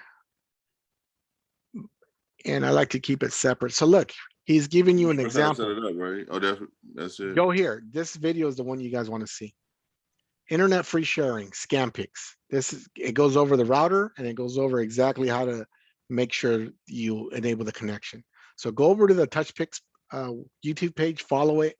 He gives you a lot of pointers on GoPro, on getting started, on different things, right? This is Charles. He's the moderator as well. He posts a lot of useful videos. Follow these Touchpix videos. They'll guide you, right? And these are a lot shorter than my 2-hour webinars. So 5 minutes, 5 minutes, 10 minutes, right? So Question is TP, does that stand for Touchpix? No, it's a separate okay. it's a separate company. Okay, thank you. Yeah. That's a good one though. That's a good one though. Yeah, that is. I'm sorry. Okay, to let you go, to start the free trial, you just hit activate and just hit start. That's it. No, if you want a true free trial, I mean, Touchpix will let you start a trial with the watermarks. But if you guys want a true free trial, you guys need to first create your account once you register and email support@touchpix.com and request a free trial and provide him with your Apple ID email address. And that's it. Yeah, I think. Can I answer this? Can I answer this, Duke? Yeah. We made a mistake and purchased for a week, and we did that a little while back, and we were not ready whatsoever. We're still not completely ready. Are we still able to get a free trial? Yeah, you guys can. Just send something out, send an email, explain your situation, and I'm sure you'll be fine. Okay. As long we have ways of tracking how many trials we're giving people. So as long as you don't have a free trial like 3 or 4, you'll be fine. If you have one there that's been issued to you, that's fine. We're not really worried about that. We want you to feel. How would I identify myself to you? No, so just send an email to support. Whoever you send it to support. Just let them know your situation. Just be honest. Okay, and one last question. How long is that free? It's only only a week. Yeah, it's only a full week. full Okay, so 7 we got days. 7 days to get it together. Correct. Okay. Thank you. And that's support.touchpix.com. Support@touchpix.com. Quick question about the support. Quick question. Yeah. I had just recently asked to get a free trial for it as well, but I used my Gmail, but I want it actually for my business account. Is that going to be a problem? Yeah. Well, send another request. Get it on your correct account. Send it off of my iCloud account. Correct. Send it off the correct account. Okay. How you join the group? Where is that in the Yeah, so you just look for Touchpix user group on Facebook, and it'll have join group, and just put in a real email address, and you'll get added. Okay, got you. Cool, thank you. All right, guys. I know it's a little late. Appreciate you. Thank you very much, dude. Yeah, appreciate you, man. Hey, you guys, Thank you so much. Be successful. You know, be successful. This is a good time to get into this industry. You guys can make plenty of money, and you know, the more you learn, the better you will be. The better you get. Yeah, the better you will be in the long run. Absolutely. So feel free to drop us some messages on the group. I'm DJ1. You can hit Charles up. He goes by, I think he uses his wife's email or Facebook account, Jessica Boone. So feel free to drop us DMs. We're here to help you guys be successful. Anything you guys need, CJ. Give us a call. Thank you. No problem. Have a great night. You. Have a great night. So, Stay care. safe. All right. Bye-bye. Thank you. Bye. Bye-bye. Bye-bye. Bye, everybody. Bye. Good night. Thank you. Appreciate it. I enjoyed the session. You guys take care. Bye. Bye. Yeah.